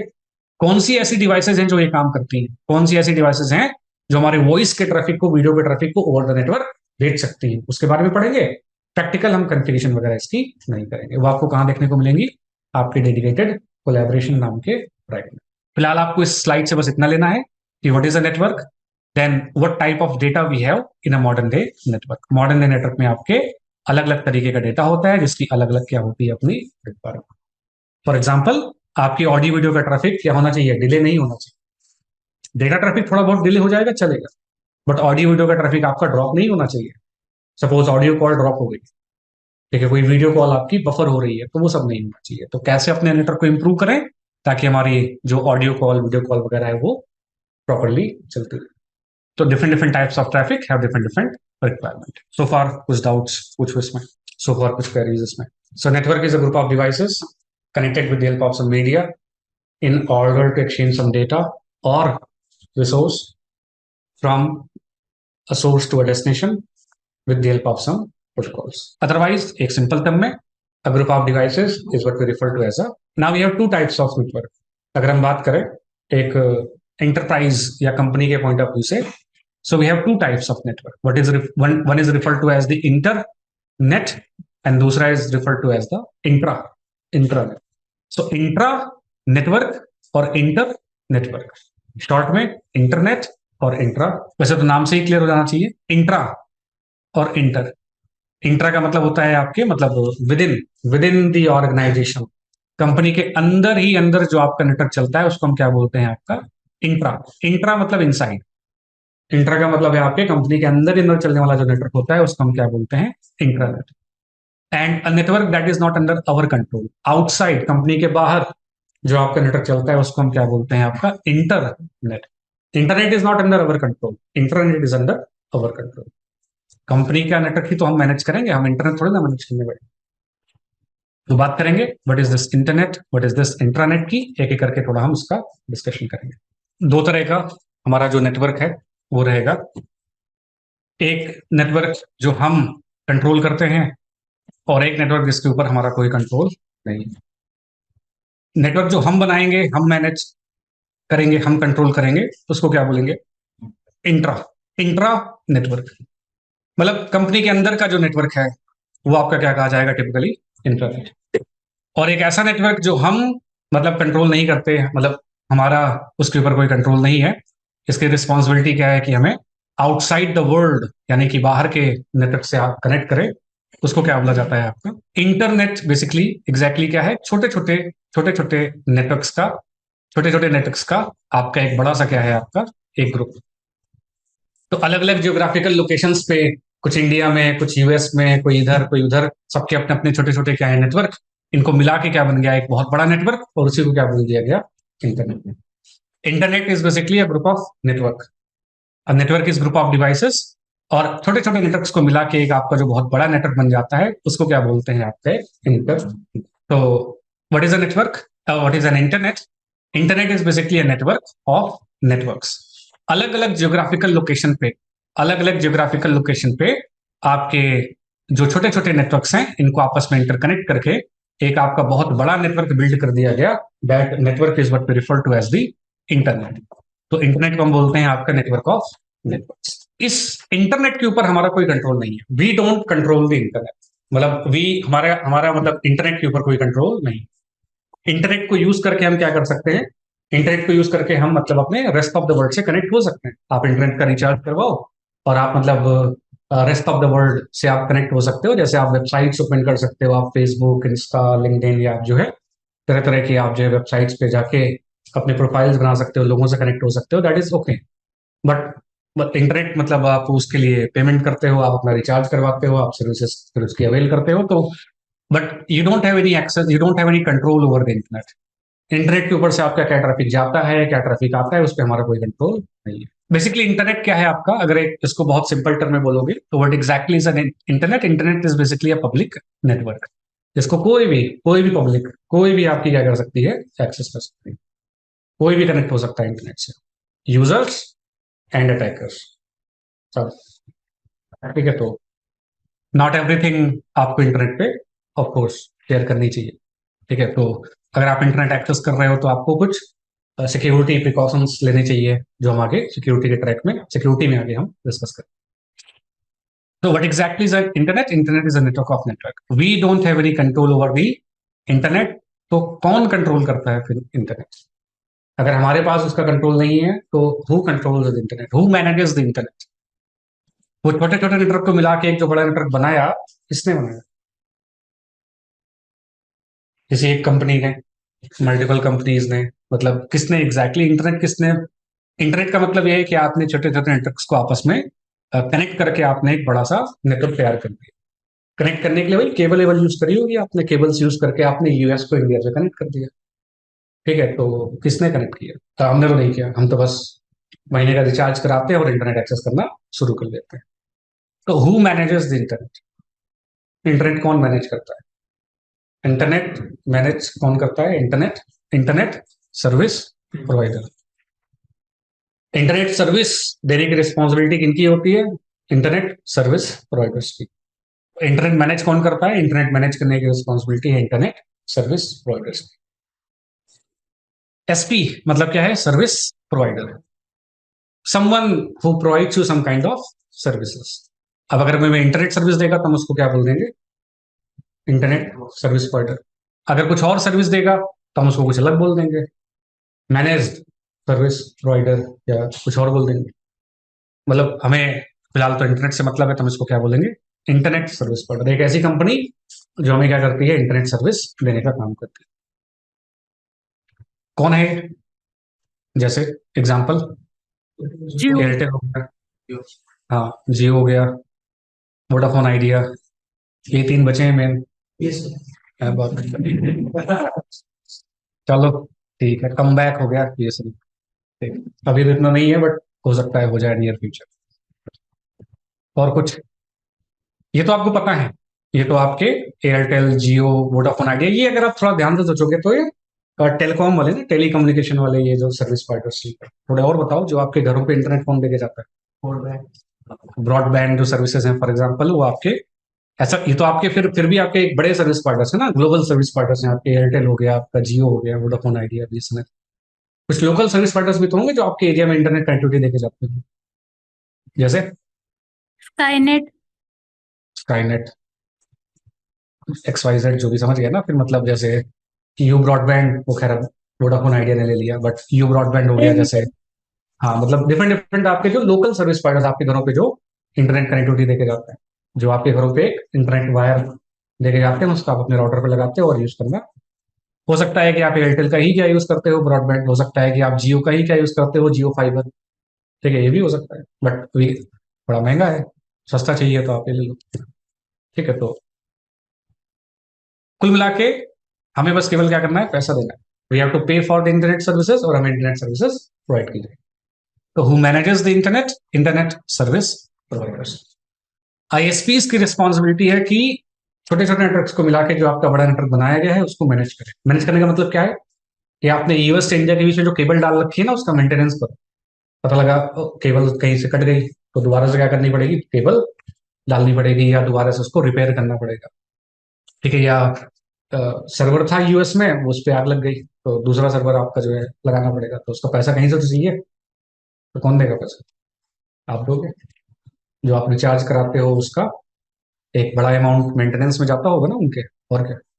एक सर्विस प्रोवाइडर के हजारों कस्टमर्स हैं, लाखों कस्टमर्स हैं, तो सभी से अगर वो 200-200 रुपए लेते हैं तो अच्छा खासा पैसा मेंटेनेंस के लिए वो जमा कर सकते हैं। वो उनकी रिस्पॉन्सिबिलिटी है कि कैसे जो है, कौन सा राउटर खरीदना है, कौन सा स्विच खरीदना है, कौन सा फायरवॉल खरीदना है, कैसे केबलिंग करनी है, कौन सी केबल करनी है, वायरलेस करना है, वायर्ड करना है, वो सब वो देखेंगे। हमारा काम क्या है, पेमेंट करना। हमारा काम क्या है कि हम आपको मंथली या 3 मंथ्स में इतना पेमेंट देंगे, आप हमें इंटरनेट सर्विस प्रोवाइड करो। अच्छा, इंटरनेट की कोई कॉस्ट नहीं है, इंटरनेट फ्री है, जिसने भी इंटरनेट बनाया उसको फ्री रखा। इंटरनेट की कोई कॉस्ट नहीं है। इंटरनेट पे डेटा, जो डेटा है, डेटा की कोई कॉस्ट नहीं है। ठीक है, डेटा को मेंटेन करने के लिए जो डिवाइसेस लगती हैं उसकी कॉस्ट है। डेटा को आप तक पहुंचाने के लिए जो केबल लगती है उसकी कॉस्ट है, उसका पैसा कंपनी आपसे लेती है। अब पहले क्या होता था, पहले जब तक ये क्या नहीं आया था मार्केट में, जियो, तब तक क्या था, तब तक सीन था कि जैसे सपोज अगर आप एयरटेल के पास जाओगे तो आपसे कहेंगे कि आप 250 रुपए और कितना, 2 GB पर मंथ, मंथली आपको जो है 2 GB मिलेगा। तो दो तरह की लिमिट थी, पैसे की भी लिमिट थी, और मतलब आपको डेटा की भी लिमिट थी, और आपको जो है टाइम की भी लिमिट थी। तो मतलब दो तरीके से आपको लिमिट किया जाता था कि आप कितना डेटा रेगुलरली एक्सेस कर सकते हो। कि आप एक महीने में 2 GB से ज्यादा डेटा आप एक्सेस नहीं कर सकते, करना है तो फिर आपको एडिशनल पेमेंट करनी पड़ेगी। तो पहले डेटा की भी लिमिट थी और पहले आपकी टाइम की भी लिमिट थी। फिर जब क्या आया मार्केट में, जब जियो आया तो उसने टाइम की लिमिट तो रखी बट डेटा की लिमिट ही लगभग खत्म कर दी। मतलब 2 GB तो अब क्या मिल जाता है आपको, पर डे का मिल जाता है। ठीक है, तो उस वजह से आपके जो छोटे छोटे जो आपके सर्विस प्रोवाइडर्स थे, कुछ ऐसे सर्विस प्रोवाइडर जो केवल किसके बिजनेस, केवल किसके वजह से आए थे मार्केट में, इंटरनेट की वजह से। जैसे अब पता नहीं आप लोगों को पता होगा कि नहीं, जैसे टाटा डोकोमो करके था, एयरसेल करके था जिसका धोनी जी ऐड करते थे। ठीक है, तो ये कंपनीज आपकी प्योर किसकी वजह से आई थी मार्केट में, इंटरनेट की वजह से। कि एयरटेल का रिचार्ज बहुत महंगा है, आप ये लो 150 रुपए में आप लो 2 GB 3 GB देता। तो ये कुछ कंपनी आपकी प्योर इंटरनेट की वजह से, फिर जैसे जियो आया मार्केट में उसने सब खत्म कर दिया। तो डेटा की कोई कॉस्ट नहीं है, डेटा को मेंटेन कर, जहां मेंटेन किया जाता है डेटा को, उस सर्वर की कॉस्ट है, उस डिवाइस की कॉस्ट है। आप फेसबुक पे आपने फेसबुक पे अकाउंट बनाया, और आज भी आप अपने जो सबसे पहली पोस्ट थी आप आज भी उसको एक्सेस कर सकते हो, तो कहीं तो स्टोर है वो, तब से लेके अब तक, और आपने एक पैसा नहीं दिया उनको। तो पैसा ऐसा नहीं उनके पास पैसा नहीं, पैसा तो पहुंचा उनके पास कैसे ना कैसे करके, जो आपने इंटरनेट का जो चार्ज दिया, जो मतलब आपने इनडायरेक्टली आपने किसी न किसी तरीके से उनको पे कर दिया। तो डेटा की कोई कॉस्ट नहीं है, डेटा जहां मेंटेन होता है उसकी कॉस्ट है, डेटा को आप तक पहुंचाने की कॉस्ट है जो आप अपने सर्विस प्रोवाइडर को पे करते हो। इसको अगर हम थोड़ा और डिटेल में डिस्कस करें, तो हमारे पास 3 तरह के सर्विस प्रोवाइडर्स होते हैं, मतलब 3 कह सकते हो लेवल्स के सर्विस प्रोवाइडर। कुछ क्या होते हैं, Tier 1 service providers, Tier 2 service providers, और फिर आपके Tier 3 सर्विस प्रोवाइडर्स। ये क्या है कि बेस्ड ऑन कि कौन कितना बड़ा ज्योग्राफिकल एरिया कवर कर सकता है, उसके बेसिस पे क्या है आपके Tier 1, Tier 2 और Tier 3 सर्विस प्रोवाइडर। और एज अ कस्टमर हम इनसे भी इंटरनेट ले सकते हैं, हम इनसे भी इंटरनेट ले सकते हैं, और हम इनसे भी इंटरनेट ले सकते हैं। कॉस्ट में केवल क्या रहेगा डिफरेंस, आप एयरटेल से इंटरनेट लो, और वही इंटरनेट आप कहां से लो, टाटा से। टाटा इंटरनेट सर्विस देती है, दोनों की कॉस्ट में जमीन आसमान का फर्क। तो पॉइंट है कि हम सभी से हम मतलब अपने इनसे भी इंटरनेट ले सकते हैं, हम इनसे भी इंटरनेट ले सकते हैं, और हम इनसे भी अपने इंटरनेट सर्विसेज को, मतलब हमारा जो इंटरनेट यूजर है, चाहे वो आपका कंज्यूमर हो, चाहे वो आपके बिजनेसेस हो, वो यहाँ से इंटरनेट ले सकते हैं, वो यहाँ से इंटरनेट ले सकते हैं, और वो यहाँ से भी, मतलब Tier 2 Tier 3 सभी तरह के नेटवर्क से इंटरनेट ले सकते हैं। तो ये है क्या, what is a Tier 1 network, Tier 2 network, अगर आप देखोगे, मैं आपको दिखाऊं अगर, तो Tier 1 नेटवर्क की जब हम बात करते हैं, तो Tier 1 आपके सर्विस प्रोवाइडर्स, आपके वो सर्विस प्रोवाइडर्स होते हैं जिनका बहुत बड़ा नेटवर्क है। Tier 1 नेटवर्क्स अगर हम बात करें, Tier 1 नेटवर्क्स की अगर हम बात करते हैं, तो Tier 1 नेटवर्क आपके, या Tier 1 सर्विस प्रोवाइडर्स आपके वो सर्विस प्रोवाइडर्स होते हैं जिनका जो बहुत बड़े जियोग्राफिकल एरिया को कवर करते हैं। इन्होंने अपनी केबलें बिछा रखी हैं, एक लोकेशन से दूसरी लोकेशन के बीच में ये केबलें इन्होंने लगा रखी हैं, और they can access like anywhere in the internet without any payment. Tier 1 networks मतलब ये Tier 1 networks can exchange the traffic with other Tier 1 networks without paying any fees for the exchange of the traffic. इनको मतलब data को send receive करने के लिए कोई payment करने की जरूरत नहीं होती। इनका खुद का नेटवर्क इतना बड़ा है कि वो बिना कोई पेमेंट करे इधर से उधर तक जा सकते हैं। तो जैसे अगर आप इनकी वो देखोगे कौन कौन से ऐसी कंपनीज हैं, तो जैसे AT&T नाम की जो कंपनी है, AT&T नाम की जो आपकी कंपनी है, ये एक अमेरिकन मल्टीनेशनल टेलीकम्युनिकेशन कंपनी है। ये आपकी एक Tier 1 सर्विस प्रोवाइडर, और इसका जो कवरेज है आप देखोगे अगर, तो लगभग 660,000 किलोमीटर का इसका केबलिंग है। मतलब 660,000, 6,60,000 किलोमीटर का इनकी खुद की क्या है, केवल वायर्स है। मतलब इन्होंने अपनी खुद की वायर्स बिछा रखी है इतने बड़े लोकेशन पे। उसके बाद जैसे आपकी ये GTT यहीं पे है, एक मतलब GTT एक सर्विस प्रोवाइडर है, Tier 1 सर्विस प्रोवाइडर है। इसकी खुद की लगभग जो है 232,000 किलोमीटर की क्या है, इनकी खुद की वायर्स वगैरह है। Liberty Global, Lumen, NTT, Orange, ठीक है, टाटा कम्युनिकेशंस, मतलब these are all Tier 1 service providers जिन्होंने अपने खुद की केबल्स बिछा रखी हैं वर्ल्ड वाइड कनेक्टिविटी प्रोवाइड करने के लिए। And they can connect with other, मतलब ये AT&T can connect with GTT without any payment, बिना किसी पेमेंट के।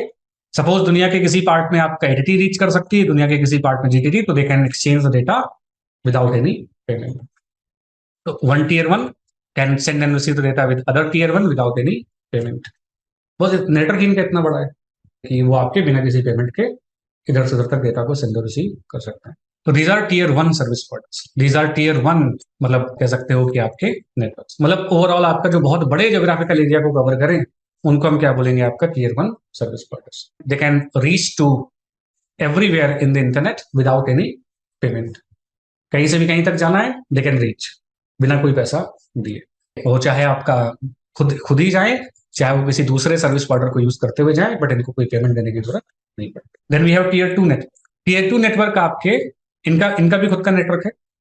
Tier 2 नेटवर्क आपके वो इंटरनेट सर्विस प्रोवाइडर्स होते हैं जो कि आपके, कहीं लिखा है इसमें, ज्यादातर जगहों तक वो कैसे जा सकते हैं, वो आपके बिना किसी पेमेंट को बिना किसी पेमेंट के आपके वो एक पॉइंट से दूसरे पॉइंट तक जा सकते हैं, बट कुछ जगहों तक जाने के लिए इनको पेमेंट करनी पड़ती है। ऐसा कहीं यहाँ पे अगर लिखा हो तो कहता है कि टीयर 2 सर्विस प्रोवाइडर्स, आपके टीयर 2 नेटवर्क आपके वो नेटवर्क होते हैं जो दूसरे नेटवर्क के साथ कनेक्ट कर सकते हैं, डेटा सेंड और रिसीव कर सकते हैं, बट कुछ जगहों तक जाने के लिए, कुछ पोर्शन ऑफ द इंटरनेट पे जाने के लिए इनको क्या करना पड़ता है, पेमेंट करना पड़ता है। They need to purchase, but also purchase transit to go to the some portion of the internet. मतलब ये पूरे हर जगह तक बिना किसी कॉस्ट को पे करे नहीं जा सकते। कुछ जगहों तक जाने के लिए इनको क्या करना पड़ेगा, बेसिकली टीयर 1 वालों से कम्युनिकेशन करना पड़ेगा। तो टीयर 2 वो होते हैं जो आपके टीयर 2 जिनका खुद का नेटवर्क होता है, and they can reach to the some portion of the network using tier 1। मतलब कुछ जगहों तक जाने के लिए इनको पेमेंट करनी पड़ेगी, बट बाकी जगहों तक जाने के लिए इनको कोई पेमेंट वगैरह करने की जरूरत नहीं पड़ती। तो इनका खुद का कुछ नेटवर्क होगा, उसको यूज करके ये आपस में कनेक्टिविटी प्रोवाइड कर सकते हैं। Then some portion of the internet तक जाने के लिए इनको हेल्प लेनी पड़ेगी अपने टीयर 1 प्रोवाइडर्स की। वहां तक जाने के लिए इनको पेमेंट वगैरह उनको करनी पड़ेगी। एंड देन फाइनली जो हमारे पास रह गए कौन से, टीयर 3, ये हो गए आपके जो लोकल सर्विस प्रोवाइडर्स होते हैं जो आपके अपने टीयर 1 या टीयर 2 वालों से सर्विस लेते हैं और नीचे यूजर को बांट देते हैं। तो टीयर 3 मतलब ऐसा कह सकते हो जिनका खुद का कोई बहुत बड़ा नेटवर्क नहीं है, हो सकता है थोड़ा बहुत छोटा बहुत नेटवर्क हो, but they get the services कहां से, टीयर 2 वालों से, या कहां से सर्विसेज मिलती है इनको, टीयर 1 वालों से, एंड देन आपके कंज्यूमर को डिफाइन करते हैं। तो टीयर 1 आप कह सकते हो कि जिनका खुद का पूरा नेटवर्क बना हुआ है। टीयर 2 मतलब आपके कुछ हरिकेन इलेक्ट्रिक और ये कुछ आपके कोरिया टेलीकॉम और ये कुछ आपकी कंपनीज हैं जो आपके टीयर 2 सर्विस प्रोवाइडर्स में, टीयर 2 नेटवर्क्स में कंसिडर की जाती हैं। And then we have some tier 3 networks as well.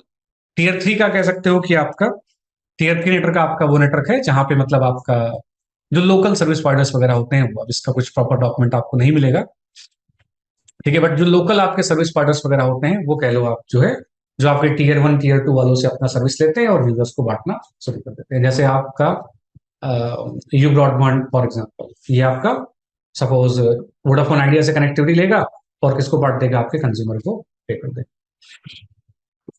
तो टीयर 1 नेटवर्क, टीयर 2 नेटवर्क और tier 3 network, tier 1 service provider, tier 2 service provider, tier 3 service provider, based on कि कितना geographical area cover किया, कि आप सभी जगहों से सभी जगहों तक बिना किसी कॉस्ट को पे करे जा सकते हो, या आपको कुछ पेमेंट करनी पड़ेगी, या आपको पूरी ही पेमेंट करनी पड़ेगी।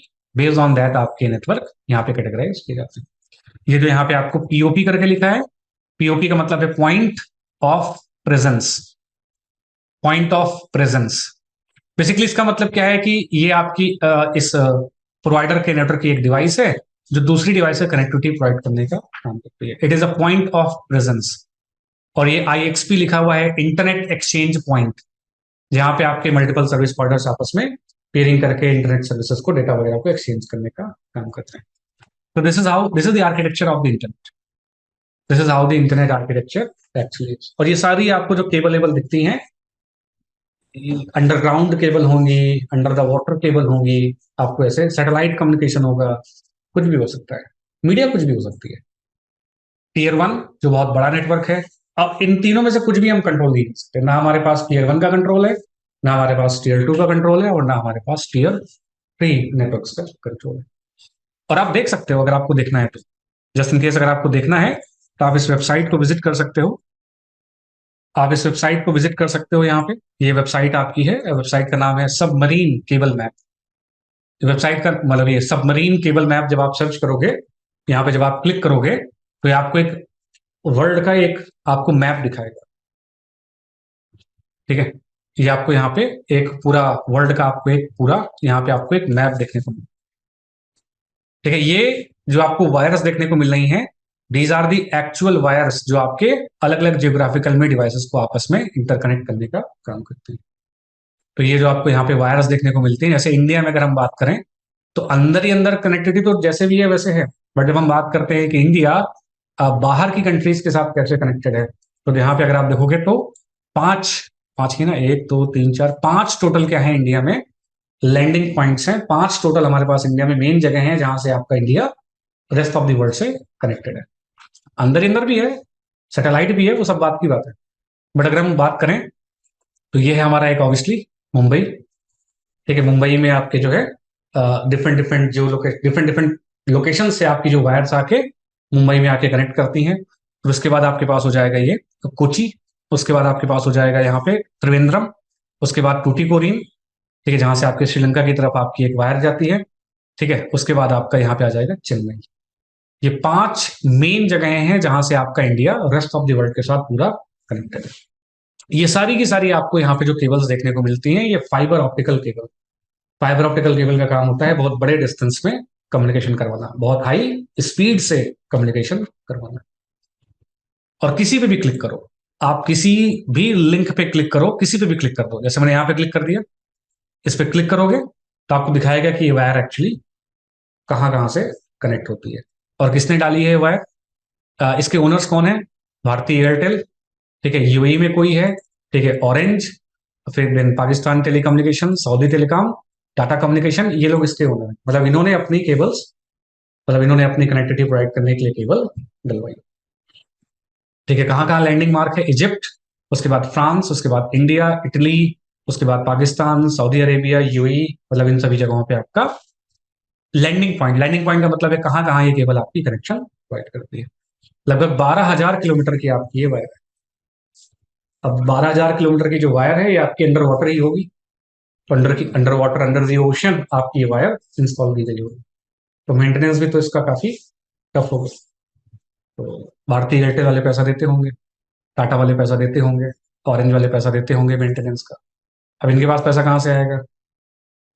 ठीक, तो ऐसे ही आप देख सकते हो फिर बाकी की वायर्स को।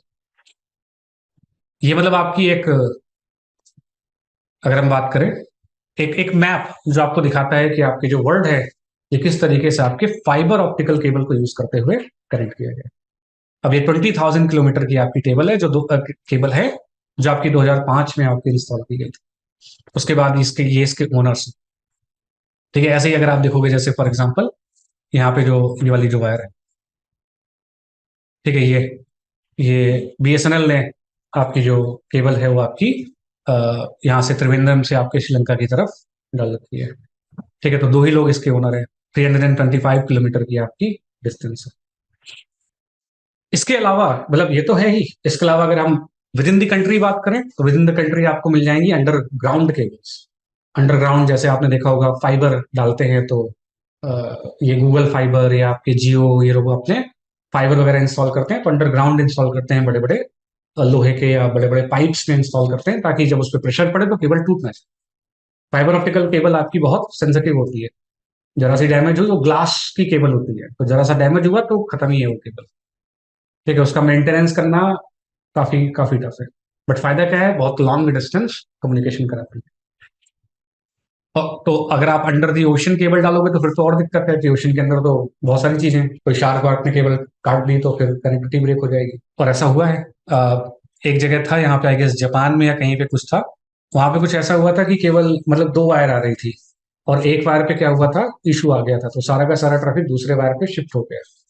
मतलब अचानक क्या हुआ, आपके स्लोनेस होने शुरू हो गई। तो मतलब ऐसा हो सकता है। इसके अलावा अगर आप बात करोगे तो सैटेलाइट कम्युनिकेशन भी है, अंडरग्राउंड केबल्स भी है। तो आपको बस एक जो है वर्ल्ड मैप आपको दिखाता है कि किस तरीके से पूरी दुनिया केबल्स के थ्रू आपकी आपस में, फाइबर ऑप्टिकल केबल्स के थ्रू आपस में कनेक्ट की गई।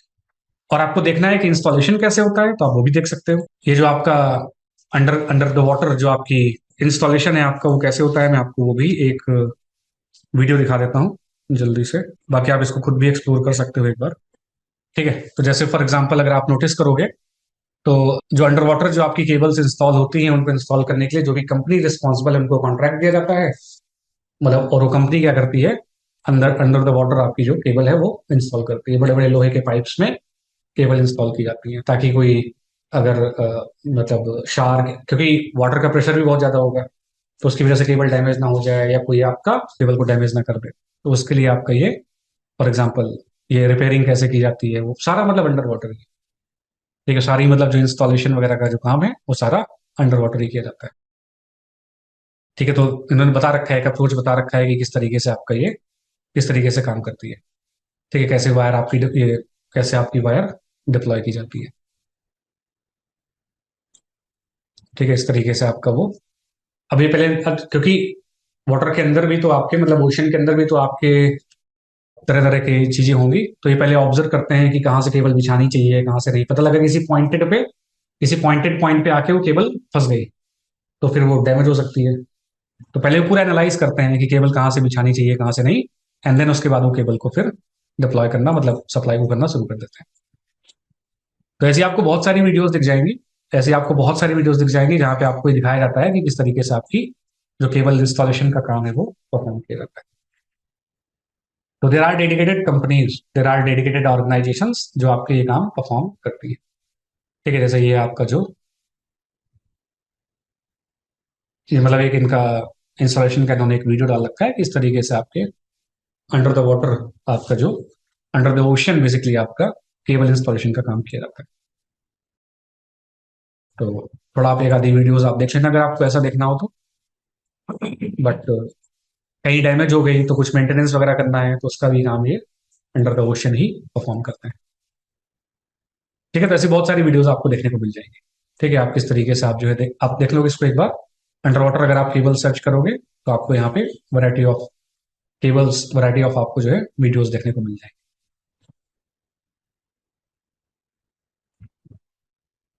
तो अगेन इंटरनेट इज समथिंग जो कि हम मैनेज करते हुए नहीं चलते। We don't manage the internet, internet is manage by the internet service providers. तीन तरह के इंटरनेट सर्विस, तीन तरह के इंटरनेट सर्विस प्रोवाइडर्स हैं, एक है टीयर 1, एक है टीयर 2 और एक है टीयर 3। टीयर 1 सर्विस प्रोवाइडर्स आपके वो होते हैं जो कहीं पे भी बिना किसी कॉस्ट के रीच कर सकते हैं। इनका खुद का नेटवर्क इतना बड़ा है कि आपके कहीं से भी कहीं तक आपके बिना किसी पेमेंट के रीच कर सकते हैं।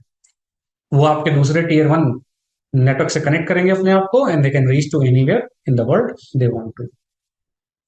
टीयर 2 सर्विस प्रोवाइडर्स क्या होते हैं? ये वो होते हैं जिनका खुद का नेटवर्क तो होता है, वो उसको यूज करते हुए आपके वो इधर से उधर तक जा सकते हैं, लेकिन कुछ पोर्शन तक जाने के लिए इनको पेमेंट करनी पड़ेगी। कुछ पोर्शन तक जाने के लिए इनको अपने टीयर 1 वालों को फॉर एग्जाम्पल पेमेंट करनी पड़ेगी। और टीयर 3 वाले टिपिकली क्या होते हैं? वो जो आपके किसी टीयर 2 या टीयर 1 वाले से सर्विसेज लेते हैं और लेके फिर आपके कस्टमर को देना शुरू कर देते हैं। तो आपके जो स्मॉल सर्विस प्रोवाइडर्स हैं आपके, जैसे यू ब्रॉडबैंड, टिकोना या जो भी आपके छोटे मोटे सर्विस प्रोवाइडर्स जो आपके पास हैं, वो आपके इसका एग्जाम्पल।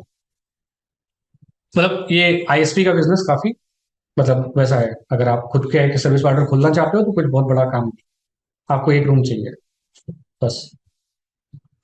इसका मतलब ये नहीं कि खोलने बैठ जाओ, बट एक रूम चाहिए आपको, उस रूम में एक रैक होगी, उस रैक में आपकी डिवाइसेस इंस्टॉल होंगी, आप ऊपर से कनेक्शन लोगे और नीचे की तरफ बांट दोगे बस। आपने 1 GB का कनेक्शन ले लिया और आपने 100 MB 10 लोगों को बांट दिया। आपके 1 GB का कनेक्शन कितने का है? 10,000 का। और आपने सबको कितने का बांटा? मान लो सपोज 1200 रुपए का। तो आपके पास कितने आ गए? 12। आप उन्हें एक बिजनेस आइडिया दे दो। तो पॉइंट ये है कि मतलब ये ऐसे ही चलता है, जो आपके जो छोटे मोटे सर्विस प्रोवाइडर्स होते हैं वो ऐसे ही काम करते हैं, ऐसे ही होता है, मतलब रियलिटी में भी ऐसे ही होता है। ठीक है, कभी आप जरा इन लोकल सर्विस प्रोवाइडर के उन पे जाना, तो मतलब पेमेंट करने उनके ऑफिस जाके देखना एक बार। सेम ऐसे होगा, एक रूम में रैक रखी है, एक रूम में सेल्स वाला वो मतलब पेमेंट वाले बैठे बस। तो बहुत कॉम्प्लिकेटेड इसका वो नहीं है, क्योंकि इनकी रिस्पॉन्सिबिलिटी नहीं है ना कि पूरा केबलिंग करना वो सब करना। इनकी रिस्पॉन्सिबिलिटी क्या है कि इनके अपने ऑफिस से आपके घर तक केबल लाके दे देना, कि उसमें जो कॉस्ट आएगी बस उतना रहे। तो अगेन दिस इज समथिंग जो हमारे अंडर में बिल्कुल नहीं। हमारे अंडर में क्या है? इंटरनेट। इंटरनेट का मतलब क्या है कि कंपनी के अंदर का नेटवर्क होता है, उसको हम क्या बोलते हैं? इंटरनेट। एक्सक्यूज मी सर, हाँ जी। इसमें पॉप और आईएसपी क्या है और इसकी इनकी वर्किंग क्या होती है? Can you please repeat once again? POP मतलब पॉइंट ऑफ प्रेजेंस। ये आपकी वो डिवाइसेस हैं जो आपके टीयर 2 नेटवर्क में प्रेजेंट हैं, जिनका काम है दूसरी डिवाइसेस के साथ की मतलब ये कनेक्शन प्रोवाइड करना, कनेक्शन करना, डेटा ट्रांसफर करना। तो POP stands for point of presence. और आईएक्सपी का मतलब है बेसिकली आपका इंटरनेट एक्सचेंज पॉइंट, जहां पे मल्टीपल सर्विस प्रोवाइडर्स के आपस में इंटरकनेक्शन किया जाता है। तो that is IXP, internet exchange point. ये आपकी मतलब इंटरनेट पे यूज की जाने वाली कुछ टेक्निकल टर्म्स हैं। तो POP basically point of presence devices जो आपके टीयर 2, टीयर 3, टीयर 1 नेटवर्क में प्रेजेंट हैं, जिनका काम है आपके दूसरे डिवाइसेस के साथ पेयरिंग करना, डेटा एक्सचेंज करना। और आईएक्सपी का मतलब है इंटरनेट एक्सचेंज पॉइंट, जहां पे आपके तरह तरह का नेटवर्क आपस में मिलता है और डेटा को एक्सचेंज करने का काम किया जाता है। Yes, thank you. राइट। तो again internet is a public network, हमारे कंट्रोल में नहीं है। We can access, we can connect to the internet. हम इंटरनेट से कनेक्ट हो सकते हैं, हम इंटरनेट से कनेक्ट होकर फेसबुक चला सकते हैं, इंस्टाग्राम चला सकते हैं, लिंक्डइन चला सकते हैं। अभी हमें केवल क्या करना है? अपने इंटरनेट का रिचार्ज करना। Internet is free, but internet को यूज करने का क्या है? आपको पेमेंट करनी पड़ती है। Nothing on this network is under our control. तो कभी भी आप ओवर द इंटरनेट कुछ डेटा भेजो तो थोड़ा ध्यान से आपको डेटा भेजना चाहिए, because anyone can be user of the internet. Anyone का मतलब एनीवन, यूजर भी हो सकता है और अटैकर भी। Then what is under our control? जो कंपनी का नेटवर्क है, जो कंपनी का इंटरनल नेटवर्क है, that is under our control. तो internal network of a company is referred to as the intranet. अब कंपनी मतलब कंपनी हो गई, आपका कॉलेज हो गया, स्कूल हो गया, कैंपस हो गया, कुछ भी हो सकता है। It's not only company. Internal network आपके घर का खुद का नेटवर्क हो सकता है इंटरनल, यहाँ पे आपने टीवी, आपने अपना लैपटॉप, डेस्कटॉप आपने अपने वाईफाई के थ्रू कनेक्ट कर रखा है। तो internal network of a company is referred to as the internal. As an enterprise engineer आप क्या मैनेज करोगे? आप अपना कंपनी का इंटरनल नेटवर्क ही हैंडल करोगे। As a service provider engineer आप क्या हैंडल करोगे? सर्विस प्रोवाइडर का नेटवर्क। जो लोग आईएसपीज में काम करते हैं वो आपके आईएसपी का नेटवर्क हैंडल करते हैं।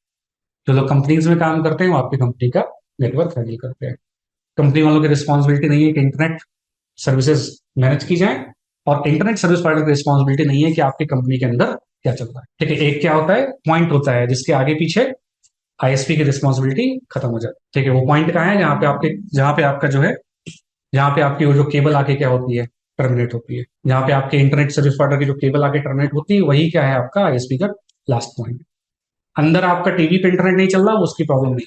ठीक है, वो आपको खुद देखना पड़ेगा। तो internet is internal network of a company, organisation, school, campus, कुछ भी कह लो, is refer to as the. This is something what we handle. हम इंटरनेट मैनेज करते चलते हैं। कौन सा राउटर परचेज करना है, कौन सा स्विच परचेज करना है, कौन सी फायरवॉल परचेज करनी है, कौन सा केबल परचेज करना है, कौन सा प्रोटोकॉल चलाना है, वो सारा as an enterprise engineer, as a network administrator, as a network engineer हमें मैनेज करना पड़ेगा। अगर आप सर्विस प्रोवाइडर में काम करोगे तो वहां उनका नेटवर्क आपको मैनेज करना पड़ेगा।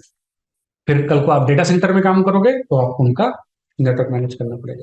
दो तरीके का आपको एक कॉमन नेटवर्क देखने को मिलेगा, one is internet and one is internet. तो अगर हम रिवाइज करें एक बार, व्हाट इज नेटवर्किंग देन? तो according to the website, in IT, in information technology, networking is construction, design and use of network। Construction, design and use of network, इसको हम क्या बोलते हैं, आपका नेटवर्किंग। अगर आप एक प्रॉपर डेफिनेशन की बात करोगे तो नेटवर्किंग की डेफिनेशन है construction, design and use of network. इसमें क्या क्या आता है? Including physical cabling, uses of devices such as hub, bridge, switch, router, जितनी भी डिवाइसेस आपको लगेंगी उनको आपको आपस में क्या करना है? फिजिकल कंपोनेंट में क्या क्या आ जाएंगे? केबल आ जाएगा, हब आ जाएगा, ब्रिज, स्विच, राउटर, फायरवॉल, तरह तरह की डिवाइसेस को आपस में आप इंटरनेट कनेक्ट करके अपना नेटवर्क बनाओगे। उसके बाद selection and use of telecommunication protocol, कि कौन से प्रोटोकॉल्स को यूज करके आपका डेटा सेंड और रिसीव करना है, ये भी आपको डिसाइड करना पड़ेगा। वही है, बस थोड़ा टेक्निकल टर्म है जो हमने पीछे डिस्कस किया। एंड कंप्यूटर सॉफ्टवेयर जिनको यूज करके आप अपने नेटवर्क को यूज कर सकते हो और क्या कर सकते हो, आप मैनेज कर सकते हो। And establishment of operation policies and procedures related to the network. मतलब नेटवर्किंग में इतनी चीजें आती हैं, construction, design and use of the network, इसमें क्या क्या है? Including the physical things such as for example router, switch, firewall, cables वगैरह। उसके बाद selection and use of telecommunication protocol, कि भाई कौन से प्रोटोकॉल्स को यूज करते हुए डेटा सेंड और रिसीव किया जाएगा, ये भी हमें डिसाइड करना है। फिर क्या रहेगा? सॉफ्टवेयर्स, जिनको यूज करके आप अपने नेटवर्क को कॉन्फ़िगर करोगे और मैनेज करोगे। Then establishment of operation policies and procedures related to the network. आपने कुछ पॉलिसीज बना दी कि ऐसा नहीं कि आपका जब मन करे तब कोई भी आप चेंज कर सकते हो। आपको अगर कुछ चेंज करना है तो पहले आपको प्रॉपर परमिशन लेनी पड़ेगी। आपको पहले मेल ड्रॉप करना पड़ेगा, उस मेल पे अप्रूवल आएगा, तब जाके आप क्या करोगे, कुछ चेंजेस अपने नेटवर्क में परफॉर्म करोगे। तो एक हमने पॉलिसी बना, अदरवाइज कल को तो कोई भी आएगा कुछ भी चेंजेस करके चला जाएगा। देन हमने सपोज हमारे नेटवर्क में कुछ इशू आया, तो हमने उसको ट्रबल शूट किया, ट्रबल शूट करके हमने उसका एक प्रॉपर डॉक्यूमेंट बना दिया, ताकि कल को अगर सेम दिक्कत आए तो हम उस डॉक्यूमेंट को फॉलो करते हुए ट्रबल शूटिंग कर सकें। तो वो सारे operational policies, procedures related to the network बनाने का काम भी आपको अंडर द नेटवर्किंग करना पड़ेगा। तो 3 काम हो गए। एक हो गया आपके पास ये रहा, 4 हो गए, फिजिकल डिवाइसेस, उसके बाद selection and use of the protocol, उसके बाद सॉफ्टवेयर्स, उसके बाद आपके पॉलिसीज एंड आपके प्रोसीजर्स, ताकि आपके नेटवर्क को कंप्लीटली ऑपरेशनल रखा जा सके। इस सबको मिला के आप क्या बोलोगे, पूरा नेटवर्किंग। तो ये आपकी एक टेक्निकल डेफिनेशन है, मतलब आपकी चॉइस है कि आप इसको याद करना है कि नहीं। But as per the technical definition, networking is construction, design and use of the network, जिसमें क्या क्या इंक्लूडेड होता है? Physical devices, cables and everything, selection and use of protocols, softwares, जिनको यूज करके आप नेटवर्क को मैनेज करते हो, एक्सेस करते हो, and establishment and operational policies and procedure related to the network. इतना सब मिला के आपको क्या होगा, एक नेटवर्क तैयार होगा। और simple, network is basically a group of devices in order to exchange some data from a source to a destination, from one address to another address using some protocol। वही है, बस थोड़ा टेक्निकल टर्म में, तो जैसा आपको ठीक लगे। वही ना कि कई बार अगर टेक्निकली सुनना चाहता है सामने वाला तो फिर टेक्निकल ही बताना पड़ेगा। तो एज पर द डेफिनेशन ये आपका ये इतना ही बहुत है, ये इतना। Networking is construction, design and use of network. जब वो पूछे फिर आप क्या बताना कि इसमें क्या क्या लगेगा, डिवाइसेस लगेंगी, प्रोटोकॉल्स लगेगा, उसके बाद आपके सॉफ्टवेयर लगेंगे, उसके बाद आपके जो है फिर कुछ हम सेट ऑफ पॉलिसीज बना देंगे, ठीक है, वो सब चीजें हम यहाँ पे सेटअप करेंगे। And these are some devices जो हम नेटवर्क में अपनी यूज करते हैं। Desktop computer, laptop, server, IP phone, ये सिंबल्स हैं आपके। आपको फिलहाल ये सर्वर क्या है, लैन स्विच क्या है, सबसे आपको कोई मतलब नहीं है, बस आपको केवल सिंबल याद रखने हैं कि अगर आपको बुक में ऐसे सिंबल दिखाई देते हैं तो इन सिंबल का क्या मतलब रहेगा। तो ऐसा कुछ सिंबल दिखाई दे तो आप समझ जाना कि आपका क्या है, कंप्यूटर है, लैपटॉप है, सर्वर है, आईपी फोन है। आईपी फोन का मतलब एक ऐसा फोन जिससे हम ओवर द नेटवर्क अपना वॉइस और वीडियो का ट्रैफिक भेज सकते हैं। लैन मीडिया, वायरलेस मीडिया ऐसे दिखाई जाती है, स्विच ऐसे दिखाया जाता है, फायरवॉल ऐसे दिखाई जाती है, राउटर हो गया, वायरलेस राउटर। तो इस तरीके ये सिंबल्स आपको फिलहाल याद रखने, कल हम इसका फिर और डिटेल डिस्कशन करेंगे एक एक करके कि ये सारी डिवाइसेस आपकी एग्जैक्टली क्या है और इनका क्या यूज रहेगा। तो कल हम एक ओवरव्यू लेंगे पहले कि आपकी डिवाइसेस क्या है और इनका क्या यूज रहेगा, और फिर आगे हम चलेंगे। तो सो फार कुछ क्वेरीज हैं तो पहले आप पूछो। इसमें दो तीन चीजें ही हमने कवर करी आज। एक आपका नेटवर्क क्या है, दूसरा आपका इंटरनेट क्या है, और तीसरा आपका इंट्रानेट क्या है। कल हम यहीं से फिर कंटिन्यू करेंगे। कल बात करेंगे इन डिवाइसेस के बारे में थोड़ा, और बात करेंगे कि फिर we will move on to the technicals, ये क्या क्या कंपोनेंट्स रिक्वायर्ड हैं, what is this LAN MAN, basic basic चीजें हम आगे टेक्निकल स्टार्ट करेंगे। कल ही मैं आपको थोड़ा इंट्रोडक्शन दे दूंगा हमारे जो सॉफ्टवेयर है जिसको यूज करके हम अपना होम पे लैब वगैरह करेंगे, पैकेट ट्रेसर बेसिकली। कल हम उसका एक इंट्रोडक्शन भी ले लेंगे ताकि आप शुरू से ही उससे फेमिलियर रहो। लैब नहीं है, बस केवल इंट्रोडक्शन रहेगा कि पैकेट ट्रेसर ये है, ऐसे डाउनलोड करोगे, ऐसे इंस्टॉल करोगे और ऐसे उसका इंटरफेस दिखाएगा। सो फार अगर कुछ क्वेरीज हैं आपकी तो आप पहले एक बार पूछो, ऑनलाइन जो भी हैं कुछ डाउट्स तो पूछो। तो लास्ट क्लास में हमने बेसिक डिस्कस किया था कि व्हाट इज अ नेटवर्क। एक बार रिवाइज कर लें अगर, तो fully interconnected group of device को नेटवर्क कहा जाता है। नेटवर्क में आपको क्या क्या देखने को मिलेगा, आपका group of devices connected with the help of some media in order to exchange some data from one address to other address with the help of some protocols। तो दो डिवाइसेस को आपस में बस कनेक्ट कर देना आपका नेटवर्किंग नहीं है, ठीक है। आपको कई चीजें डिसाइड करनी पड़ेगी। आपको देखना पड़ेगा कि कौन सी डिवाइस लेनी है, कौन सी केबल लेनी है, कौन सा प्रोटोकॉल यूज करना है, कौन सा मीडिया यूज करना है, किस तरीके का डेटा शेयर करना है, क्या रिसोर्स शेयर करना है। इन सब चीजों को ध्यान में रखते हुए आपको अपना जो नेटवर्क है वो बनाना पड़ेगा। उसके बाद हमारे पास मॉडर्न डे नेटवर्क में तरह तरह का डेटा हो सकता है।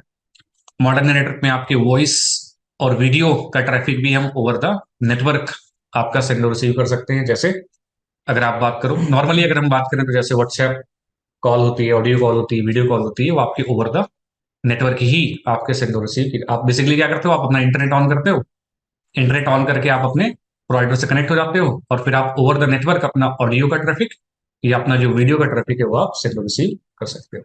तो मॉडर्न डे नेटवर्क में जैसे बड़ी बड़ी कंपनीज के जो कॉल सेंटर्स होते हैं, कॉल सेंटर्स में जैसे आप किसी सपोज कॉल करते हो, आप किसी को कॉल सेंटर में किसी को कॉल करते हो, जैसे आप एयरटेल कस्टमर केयर को कॉल करते हो या आप किसी कस्टमर केयर वाले को कॉल करते हो, तो वो कॉल पिकअप होता है तो पहले कहता है ये दबाओ वो दबाओ, फिर कस्टमर केयर से बात करो, तो कहीं ना कहीं तो वो सेटअप होगा ना। तो ओवर द नेटवर्क ही आपने क्या किया, अपना जो डेटा है वॉइस का, जो आपका वीडियो का ट्रैफिक, वो लोग अपना सेंड करवाते हैं। तो मॉडर्न डे नेटवर्क में आपका टेक्स्ट, ग्राफिक्स, इमेजेस, इन सब के अलावा मॉडर्न डे नेटवर्क में आपका तरह तरह का ट्रैफिक हो सकता है। कॉमनली अगर हम बात करें तो हमारा ऑडियो का ट्रैफिक, वीडियो का ट्रैफिक, और जो हमारा रेगुलर डेटा ट्रैफिक है वो डेटा ट्रैफिक हमें देखने को मिल सकता है। रेगुलर डेटा ट्रैफिक में भी क्या होगा, कुछ आपका नॉर्मल ट्रैफिक होगा, कुछ हो सकता है कि हमारा कुछ बहुत बिजनेस क्रिटिकल ट्रैफिक है, जैसे कोई ओटीपी हो गया, कोई हमारी फाइनेंशियल एप्लीकेशन चल रही है, ठीक है, उसका कुछ ट्रैफिक हो गया, तो हमारा वो हमारा है नॉर्मल ट्रैफिक ही, बट हमारा थोड़ा क्रिटिकल ट्रैफिक है, बिजनेस क्रिटिकल ट्रैफिक है। तो मतलब बेसिकली बताने का मतलब ये है कि अलग अलग तरीके के डेटा को आपको अलग अलग क्या चाहिए होती हैं, रिक्वायरमेंट्स। जैसे हम चाहते हैं कि हमारा वॉइस और वीडियो का ट्रैफिक है वो आपका, क्योंकि रियल टाइम ट्रैफिक है तो हमारे उसमें डिले नहीं होना चाहिए, वो ट्रैफिक हमारा जल्दी जाना चाहिए। ईमेल तो आपने भेज दिया है, वो शाम तक पहुंच जाएगा, कोई दिक्कत नहीं है, लेकिन ऑडियो वीडियो का ट्रैफिक ऐसा नहीं होना चाहिए कि आपका वो डिले के साथ जाता है। तो different types of traffic have different types of requirement. तो कौन से ट्रैफिक की कैसी रिक्वायरमेंट रहती है इसके बारे में हम आगे कभी। देन दो तरह के हमारे पास नेटवर्क हैं, एक है आपका इंटरनेट, हमने पढ़ा, एक पढ़ा हमने इंटरनेट। इंटरनेट का मतलब क्या है, बेसिकली नेटवर्क ऑफ नेटवर्क्स, छोटे छोटे नेटवर्क्स को मिला के एक बहुत बड़ा नेटवर्क बना दिया गया, उसको क्या बोलते हैं आपका इंटरनेट। तो internet is basically network of networks, जहां पे आपके बहुत सारे क्या होते हैं, इंटरनेट सर्विस प्रोवाइडर्स, जो कि आपस में कनेक्टेड रहते हैं। तो it is a kind of internet architecture, जहां पे कुछ बहुत बड़े सर्विस प्रोवाइडर्स हैं, कुछ उनसे छोटे सर्विस प्रोवाइडर्स हैं, कुछ बहुत ही छोटे सर्विस प्रोवाइडर्स हैं। और एज ए यूजर हम क्या कर सकते हैं, हम तीनों से कनेक्शन ले सकते हैं, हम आपके छोटे सर्विस प्रोवाइडर्स, उनसे बड़े और सबसे बड़े सर्विस प्रोवाइडर से भी कनेक्शन ले सकते हैं। डिफरेंस कहाँ पे आएगा आपको, डिफरेंस कहाँ पे देखने को मिल सकता है, थोड़ा कॉस्ट। ठीक है, हो सकता है कि आप जो अपने जो लोकल आपका सर्विस प्रोवाइडर है वहां से आप इंटरनेट लो, तो आपको हो सकता है कि वो 8-10 हज़ार रुपए में एक साल का इंटरनेट दे दे। ठीक है, 100 Mbps 200 Mbps। बट वही अगर आप 100 Mbps का टाटा के पास जाओगे इंटरनेट कनेक्शन लेने, तो हो सकता है कि आपको कॉस्ट बहुत ज्यादा मिले। कॉस्ट का थोड़ा बहुत फर्क हो सकता है। Tier one service providers, tier one networks क्या होते हैं, ये मतलब आपके वो बहुत बड़े नेटवर्क जो आपके कहीं से भी कहीं तक आपके बिना किसी पेमेंट के मतलब रीच कर सकते हैं। मतलब इंटरनेट पे इनको कहीं भी जाने के लिए कोई पेमेंट करने की जरूरत नहीं है, क्योंकि इनका खुद का नेटवर्क इतना बड़ा है कि वो आपके कहीं से कहीं तक भी रीच कर सकते हैं। टीयर वन वाले अदर टीयर वन वालों से क्या कर लेते हैं, पेयरिंग कर लेते हैं, और tier one tier one tier one करते करते ये इधर से उधर तक सारा ट्रैफिक सेंड और रिसीव कर सकते हैं, इनको कोई भी पेमेंट वगैरह करने की जरूरत नहीं होती। बेसिकली इन्होंने अपनी केबल डाल रखी है, इन्होंने अपना सैटेलाइट कम्युनिकेशन, वायर्ड वायरलेस तरह तरह का इन्होंने अपना कम्युनिकेशन करा रखा है, और उसको यूज करके वो अपने over the network over the internet कहीं भी आ जा सकते हैं।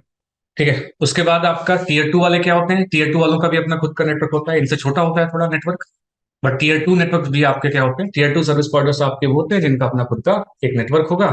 मोस्ट ऑफ दी जगहों तक ये रीच कर सकते हैं, लेकिन कुछ जगहों तक जाने के लिए फिर इनको पेमेंट करनी पड़ती है। ठीक है, तो they can reach out to the most of the network बिना किसी कॉस्ट के, बट कुछ जगहों तक जाने के लिए इनको फिर पेमेंट करनी पड़ेगी। देन टीयर थ्री वाले क्या होते हैं, जो आपके टीयर टू या टीयर वन वालों से सर्विस लेते हैं और अपने कस्टमर को उठा के फिर दे देते हैं। इनका अपना खुद का हो सकता है कोई बहुत बड़ा नेटवर्क ना हो।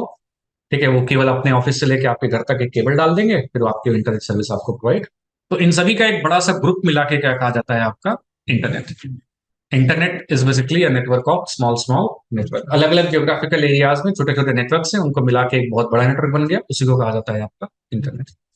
80 से स्टार्ट हुआ, 2000 क्या 24 चल रहा है, तो तब तक तब से लेके आज तक आपकी बहुत सारी चीजें जुड़ती गई और एक बहुत बड़ा नेटवर्क बनता चला गया। ठीक है, तो इट ऑल स्टार्टेड कि एक लैब में दो पीसीज को कनेक्ट किया, फिर आपके दो यूनिवर्सिटीज की बिल्डिंग को कनेक्ट किया, फिर आपके दो मतलब अलग अलग यूनिवर्सिटीज को कनेक्ट किया, फिर करते करते करते करते तो आपका नेटवर्क बढ़ते बढ़ते आपका ओवरऑल एक बहुत बड़ा नेटवर्क तैयार हो गया, जिसको हम बोलते हैं इंटरनेट। इंटरनेट मैनेज करने की रिस्पॉन्सिबिलिटी किसकी है, इंटरनेट सर्विस प्रोवाइडर्स की। ठीक है, तो जब कभी आप सर्विस प्रोवाइडर में काम करोगे तो आपको इंटरनेट सर्विसेज मैनेज करनी पड़ेगी। इसका मतलब ये नहीं कि आपको क्या घर घर जाके इंटरनेट लगाना पड़ेगा।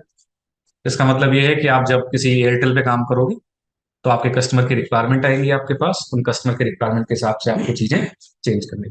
ठीक है, वो फील्ड वाला काम दूसरे लोग का, फील्ड वाला काम के लिए भी लोग होते हैं। ठीक है, जो आपके घरों पे आके इंटरनेट लगा के जाते हैं, वो काम भी होता है। ठीक है, वो भी नेटवर्किंग का ही काम है।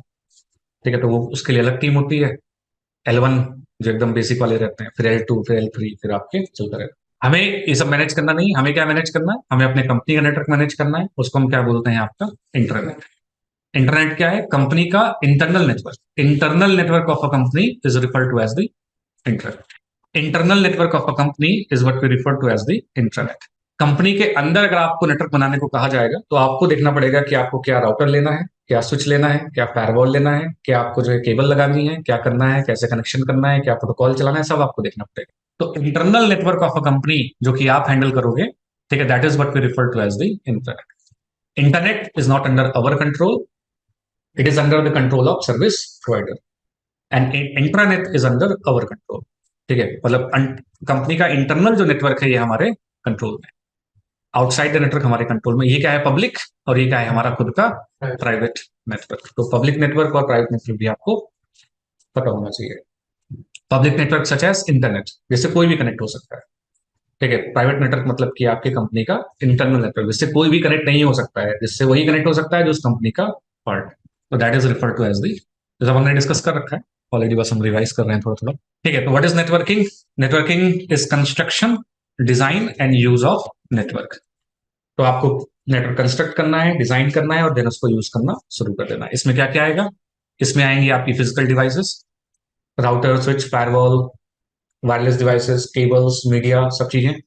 उसके बाद क्या आएंगे? Selection and use of protocols, कि कौन से प्रोटोकॉल को यूज करते हुए डेटा को सेंड करोगे, रिसीव करोगे, सब आपको डिसाइड करना है।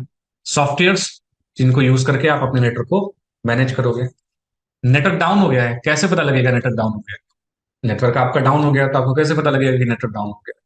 कुछ तो टूल होना चाहिए ना, जिसको यूज करते हुए पता लगे कि आपका नेटवर्क डाउन हो चुका है। कुछ तो ईमेल आए हमें, कुछ तो पता लगे। तो there are tools, there are software जिनको यूज करके हम अपने नेटवर्क को मैनेज करते हैं। Then establishment and operation policies and procedures related to the network. तो आप क्या है, आपने अपना नेटवर्क डिजाइन कर लिया, आपने अपना सारा कम्युनिकेशन, सारे प्रोटोकॉल्स वगैरह चला दिए, सब सब एवरीथिंग इज वर्किंग फाइन। अब आप क्या बनाओ? कुछ पॉलिसीज बनाओ। पॉलिसीज का मतलब क्या है कि ऐसा नहीं कि कोई भी आता है और कोई भी अपना पीसी लगा देता है, कोई भी कुछ भी कर देता है। तो we will create some policies कि भाई फॉर एग्जांपल, अगर आपको कुछ छोटा सा भी चेंज करना है तो पहले आपको एक ईमेल करना पड़ेगा, अपने मैनेजर को आपको लूप में रखना पड़ेगा। उसके बाद कंफर्मेशन जब आ जाएगी, तब कंफर्मेशन आने के बाद आप क्या करोगे? चेंजेस इंप्लीमेंट करोगे। तो दिस इज अ पॉलिसी। देखिए कि भाई आपका ये पॉलिसी है, इस पॉलिसी को फॉलो करते हुए ही हमारा नेटवर्क ऑपरेट करेगा। जैसे फॉर एग्जांपल अगर हम स्कूल्स की बात करें, कॉलेजेस की बात करें, तो जैसे एक पॉलिसी है कि भाई लैब में घुसना है तो शूज बाहर उतार के आओ। ठीक है, तो वैसे एक पॉलिसी अपने नेटवर्क को ऑपरेट करने के लिए आपने बना दी। Then procedures related to the network. Suppose आपसे कहा गया कि हमारे हमें हमें राउटर को अपडेट करना है, हमें राउटर को अपग्रेड करना है, हमें राउटर का जो ऑपरेटिंग सिस्टम है उसको अपग्रेड करना है। ठीक है, तो उसका कुछ ना कुछ प्रोसेस होगा, तो उसका एक प्रोसीजर बना दो, ताकि कल को अगर आप नहीं भी हो तो कोई भी उस प्रोसेस को देखते हुए क्या कर दे? राउटर को अपडेट कर दे। तो डॉक्यूमेंटेशन बेसिकली, ये कुल मिला के पूरा क्या है आपका? डॉक्यूमेंटेशन। ये हमारी रूल्स एंड रेगुलेशंस हैं, ये हमारी पॉलिसीज हैं, इनको फॉलो करते हुए ही हमें अपने नेटवर्क में चेंजेस वगैरह करने होते हैं। And this is the procedure to upgrade the operating system, this is the procedure to troubleshoot the network, this is the procedure to fix this problem अगर आती है तो हमने कई सारे डॉक्यूमेंट्स वहां पे फिर बना दिए। तो प्रोसीजर्स एंड पॉलिसीज को मतलब ये पूरा मिला के आपका क्या कहा जाएगा फिर? एक नेटवर्किंग। तो नेटवर्किंग में आपको इन सब चीजों का यूज फर्दर देखने को मिल जाता है। And these are the devices जो आपको नेटवर्क में देखने को मिलेंगे। आपको देखने को मिलेंगे यहाँ पे डेस्कटॉप, कंप्यूटर, लैपटॉप, ये सारे डिवाइसेस आपको यहाँ पे, मतलब these are the symbols of the devices जो आपको नेटवर्क में देखने को। So desktop computer, laptop, server, IP phone, router, wireless router, firewall, switch, cable, wired, wireless, ये आपको तरह तरह की यहाँ पे सिंबल्स आपको यहाँ पे देखने को मिलेंगे। कभी आपको अगर बुक में ऐसे सिंबल्स दिखाई दें तो आप समझ जाना कि आपका यहाँ पे क्या डिवाइस यूज हो रही है और क्या आपका मीडिया यूज हो रहा है। थोड़ा सा इनके बारे में बात कर लेते हैं। डेस्कटॉप कंप्यूटर आपको ऑलरेडी पता है, लैपटॉप आपको ऑलरेडी पता है। लैपटॉप डेस्कटॉप को यूज करके आप अपने नेटवर्क को एक्सेस कर सकते हो, डेटा को सेंड और रिसीव कर सकते हो। ठीक है, आप तरह तरह की फाइल्स वगैरह इधर उधर तक सेंड और रिसीव कर सकते हो। वो सारा क्या है आपके डेस्कटॉप और लैपटॉप। सर्वर, सर्वर क्या है? आपकी एक स्पेशल डिवाइस है जो इसका काम क्या है? तरह तरह की आपको क्या प्रोवाइड करना? सर्विसेज प्रोवाइड करना। सर्वर का काम है सर्विस, सर्वर का काम है कि आपको तरह तरह की सर्विस प्रोवाइड करना। ऐसी सर्विस जो आपके लैपटॉप डेस्कटॉप पे फॉर एग्जांपल नहीं है, जैसे इंटरनेट। आपको google.com का वेब पेज खोलना है तो google.com का वेब पेज आपके लैपटॉप पे थोड़ी ना है, google.com का वेब पेज कहीं है, कहाँ पे है? किसी न किसी सर्वर पे। तो सर्वर का काम क्या होता है? सर्वर का काम होता है कि आपको तरह तरह की सर्विसेज प्रोवाइड करना। जैसे सपोज आपके पास एक 2 GB 3 GB की आपके पास एक मूवी है और आपको उस मूवी को क्या करना है? सबके साथ शेयर करना है। तो आपने क्या किया? उस मूवी को आपने एक सर्वर पे अपलोड कर दिया और सभी लोग फिर उस सर्वर से मूवी को डाउनलोड कर सकते हैं। तो ऐसा सर्वर क्या हो जाएगा? फाइल सर्वर, मतलब जहां पे आपने अपने फाइल्स को स्टोर कर रखा है। जैसे कई कंपनीज में क्या होता है कि दिन में आप जो भी काम करोगे, शाम को आपको जो है उसका एक डॉक्यूमेंट बनाना पड़ेगा, और डॉक्यूमेंट बना के आपको एक सर्वर पे अपलोड करना पड़ेगा, ताकि मैनेजर देख पाए कि आपने दिन में क्या काम किया। तो मतलब सर्वर्स सर्वर्स का मतलब बेसिकली ये है कि आपकी ऐसी डिवाइस जहां पे आपको जहां से आपको तरह तरह की क्या मिलनी शुरू हो जाती है? सर्विसेज। कैसी सर्विसेज? जैसे फॉर एग्जांपल वेब सर्विसेज, जैसे फॉर एग्जांपल फाइल को ट्रांसफर करने वाली सर्विसेज, तरह तरह की सर्विसेज। जो एक ऐसी डिवाइस जो आपको सर्विसेज प्रोवाइड करे, उस डिवाइस को हम क्या बोलते हैं? सर्वर। ठीक है, जैसे प्रिंटर है, तो प्रिंटर हमें प्रिंटिंग सर्विस देता है, तो प्रिंटर में बैठ के आप प्रिंट कर सकते हो। तो प्रिंटर हमारा एक एंड यूजर, एक एंड डिवाइस है जो हमें प्रिंटिंग सर्विस दे सकती है, जहां से हम बैठ के अपने डॉक्यूमेंट्स को प्रिंट कर सकते हैं। ऐसे हमारे पास क्या होंगे? वेब सर्वर, जिनका काम क्या है? वेब पेजेस को स्टोर करना है। ऐसे ही क्या होंगे हमारे पास? फाइल सर्वर, जहां पे हमारे फाइल्स को स्टोर किया जाता है। ठीक है, ऑडियो, वीडियो, टेक्स्ट, इमेजेस, जिनको आप जब चाहे तब डाउनलोड करके ओपन कर सकते हो। तरह तरह के सर्वर जिनका काम है तरह तरह की सर्विस प्रोवाइड करना। देन अगेन एक डिवाइस, जिसको हम क्या कहते हैं? IP phone. आईपी फोन आपकी एक ऐसी डिवाइस है जिसका काम क्या है? Over the network, over the IP, over the network आपका क्या करना? ऑडियो और क्या? वीडियो का ट्रैफिक सेंड और रिसीव करना। जैसे आपका एक नॉर्मल फोन होता है, ठीक है, जैसे आपके घरों पे एक normal landline phone for example आपके पास लगा हुआ है, तो उसका काम क्या है? कि आपके ऑडियो का ट्रैफिक आपका इधर से उधर तक सेंड करे। वैसे ही आपके क्या होते हैं? वैसे ही आपके होते हैं आईपी फोन्स। आईपी फोन आपके कुछ स्पेशल स्पेशल फोन है। इनका काम भी क्या है? ऑडियो का ट्रैफिक, मतलब वॉइस, वॉइस का ट्रैफिक, और आपका जो वीडियो का ट्रैफिक है। इनका काम क्या है? कि ऑडियो ट्रैफिक और वीडियो ट्रैफिक आपके एक डिवाइस से दूसरी डिवाइस को भेजना। लेकिन इस ऑडियो ट्रैफिक या वीडियो ट्रैफिक को भेजने के लिए ये क्या यूज करते हैं? आपका नेटवर्क। ओवर द नेटवर्क आपने अपना नेटवर्क बना रखा है। ओवर द नेटवर्क आपके ऑडियो वीडियो ट्रैफिक को भेजने का काम जो डिवाइस करती है, उसको हम क्या बोलते हैं? एक आईपी फोन। कुछ इस तरीके से आपका एक आईपी फोन आपको देखने को मिलता है। This is how the IP phone looks like. मतलब अगर आप देखोगे तो एक आईपी फोन आपका कुछ इस तरीके से, एक स्पेशल डिवाइस आपको इस तरीके से दिखाई देती है। ठीक है, तो ये आपका एक आपका फॉर एग्जांपल ये एक आईपी फोन। ठीक है, आईपी फोन को यूज करके आप अपने ओवर द नेटवर्क क्या कर सकते हो? डेटा को, वॉइस और वीडियो के ट्रैफिक को, अपना ऑडियो, आप कुछ बोलोगे, जैसे आप नॉर्मल कॉल पे बात करते हो वैसे आप यहाँ पे कॉल पे बात कर सकते हो, बट जो ट्रैफिक जाएगा वो ओवर द नेटवर्क जाएगा, ना कि आपके उस मतलब उस पे मतलब पैसा नहीं लगेगा। बेसिकली ओवर द नेटवर्क आपका ट्रैफिक सेंड और रिसीव किया जाएगा। देन वी हैव वीडियो वाले फोन, जहाँ पे आप जो है वीडियो भी क्या कर सकते हो? देख सकते हो। मतलब ऑडियो का ट्रैफिक और वीडियो का ट्रैफिक भेजने के लिए हमारे कुछ स्पेशल डिवाइसेस, जिनको हम कहते हैं आईपी फोन। ठीक है, तो ये इस तरीके का सिंबल अगर आपको कहीं दिखाई दे जाए तो आप समझ जाना कि क्या है? एक आईपी। उसके अलावा क्या हो सकता है? प्रिंटर हो सकता है आपका। ठीक है, प्रिंटर हो सकते हैं जहाँ जिनको आप जो है अपने नेटवर्क में लगा सकते हो, ताकि आप एक जगह से बैठ के प्रिंट दे सको। और क्या हो सकता है? सीसीटीवी कैमराज हो सकते हैं फॉर एग्जाम्पल, जो आप अपने नेटवर्क में लगा सकते हो। और क्या हो सकता है? जैसे आपके बहुत सारी मतलब और भी एंड डिवाइसेस हो सकते हैं आपकी। एंड डिवाइसेस का मतलब है जो आपके यूज की जाती है, जो एंड यूजर जो हम लोग यूज करते हैं, जिसको यूज करके हम अपना डेटा सेंड और रिसीव कर सकते हैं। कनेक्ट कैसे करोगे इनको? ये हमारी सारी एंड डिवाइसेस हैं। अगर हमें एक लैपटॉप पे एक डेस्कटॉप से कनेक्ट करना है, तो कनेक्ट करने के लिए हमें क्या चाहिए? मीडिया। तो हमने एक केबल ली और केबल से हमने इन दोनों को आपस में कनेक्ट कर दिया। अच्छा, अब इसको भी कनेक्ट करना है। एक तीसरा पीसी है, इसको भी कनेक्ट करना है। अब कैसे करोगे? अब मतलब आपके लैपटॉप पे, आपके डेस्कटॉप पे तो एक ही पोर्ट होता है ना, एक से ज्यादा। आपके लैपटॉप डेस्कटॉप पे तो केवल एक ही आपको पोर्ट देखने को मिलेगा। और एक पोर्ट से आप कितनी डिवाइस कनेक्ट कर सकते हो? एक पोर्ट से आप एक पोर्ट पे एक ही केबल लगाओगे ना, एक पोर्ट पे दो केबल भी ना लगेगी। तो मतलब आपको क्या करना पड़ेगा? अगर आपको मल्टीपल डिवाइसेस को आपस में कनेक्ट करना है, तो ऐसे तो कनेक्शन नहीं कर सकते आप जो है, क्योंकि इतने सारे पोर्ट थोड़ी ना है हमारे डिवाइस पे। हमारे लैपटॉप पे, हमारे हमारे मोबाइल में तो पोर्ट भी नहीं है। मोबाइल में तो आपका कोई ऐसा केबल लगाने का पोर्ट भी अवेलेबल नहीं है। अगर हमें मल्टीपल डिवाइसेस को आपस में इंटरकनेक्ट करना है, सपोज हमारे पास ये 8-10 पीसीज हमारे पास लगे हुए हैं, और हमें इनको आपस में इंटरकनेक्ट करना है, तो इनको इंटरकनेक्ट करने के लिए हम क्या यूज कर सकते हैं? आपस में वायर्स यूज कर सकते हैं।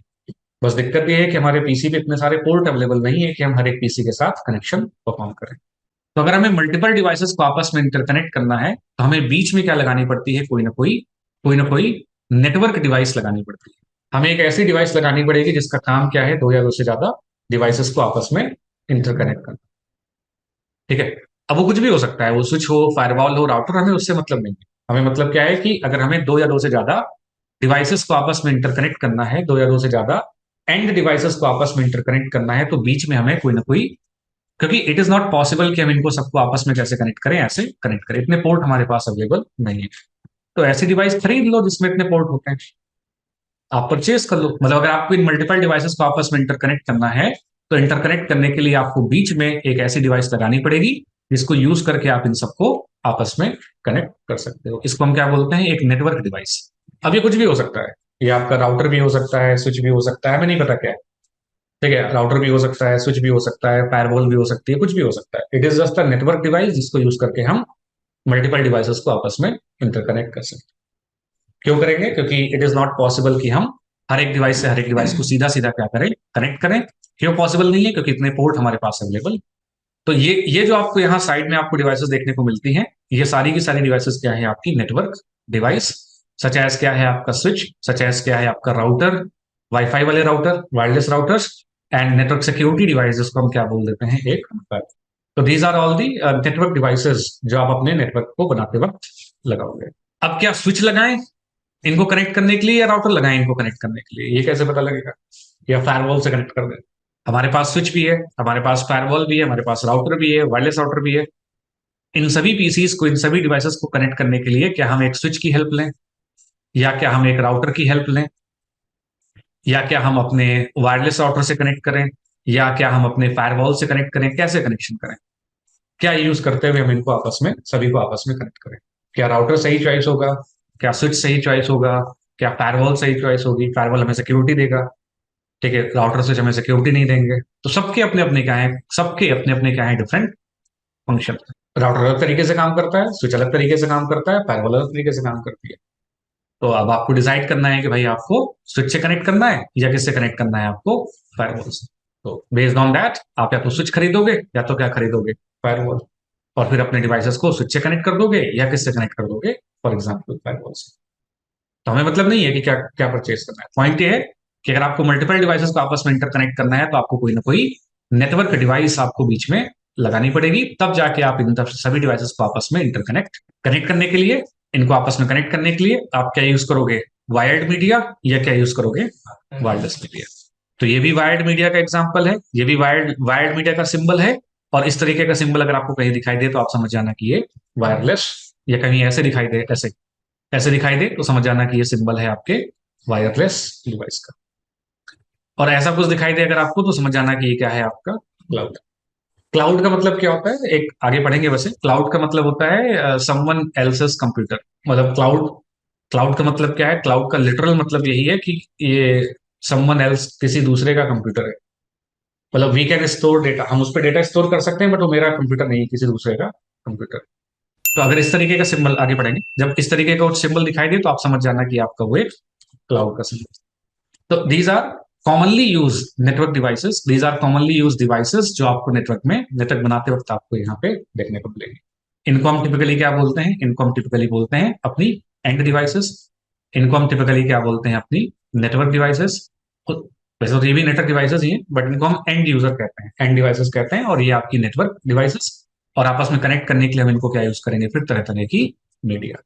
तो सिंबल्स आपको थोड़े मेमोराइज रखने पड़ेंगे, सिंबल्स आपको याद करने पड़ेंगे। ऐसा कहीं सिंबल दिख जाए तो समझ जाना कि आपका स्विच है, ऐसा कहीं सिंबल दिख जाए तो समझ जाना कि एक राउटर है। फायरवॉल का अपना सिंबल होगा, वायरलेस राउटर का अपना सिंबल होगा, टिपिकली उसमें ऐसे लगा रहता है, ठीक है, ऐसे लगा रहेगा। ठीक है, ये आईपी फोन का अपना सिंबल होता है, सबके अपने अपने डेडिकेटेड सिंबल है जिनको यूज करके आप आइडेंटिफाई करोगे कि टोपोलॉजी में कौन सी डिवाइस यूज की जाए।